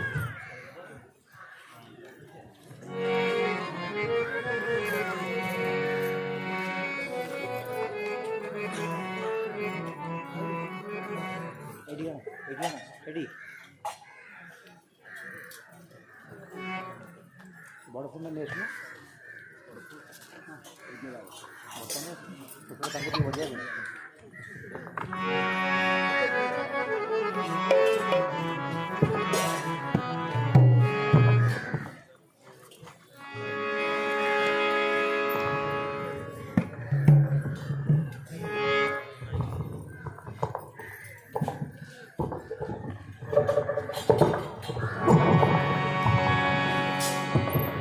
ସମସ୍ୟାର ସମାଧାନ କରିପାରିବେ ପରମ ଦୟା ଶ୍ରୀ ଶ୍ରୀ ଠାକୁରଙ୍କର କେତେକ ବାଣୀ ସେଥିରେ ପ୍ରସଙ୍ଗ ଆଦର୍ଶ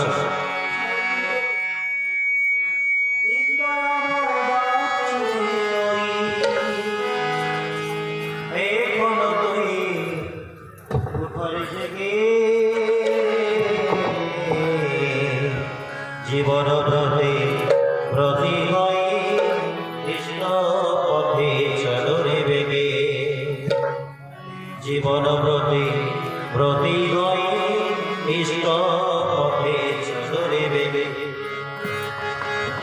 হৃদয়ময় ডাকছে ওই হৃদয়ময় ডাকছে ওই হে মন তুই উঠরে যেতে জীবন ব্রতে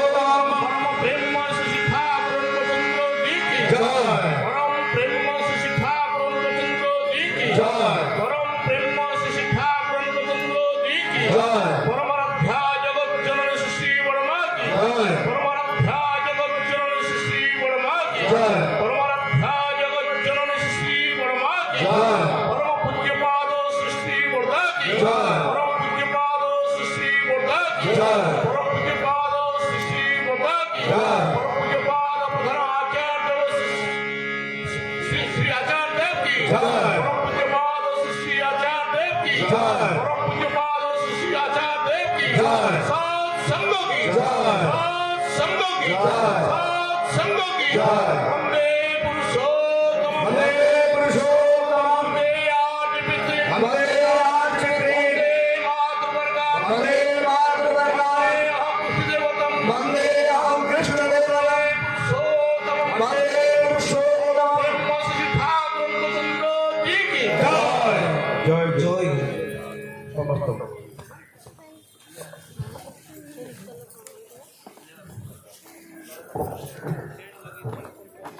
विशेष घोषणा जो मानकर डीपी वर्क किसी जानवर अच्छी डीपी वर्क कर अशोक भाई भूपेन्द्र भाई आउ निज निजर आदेश दे किसी नंबर दिंतु से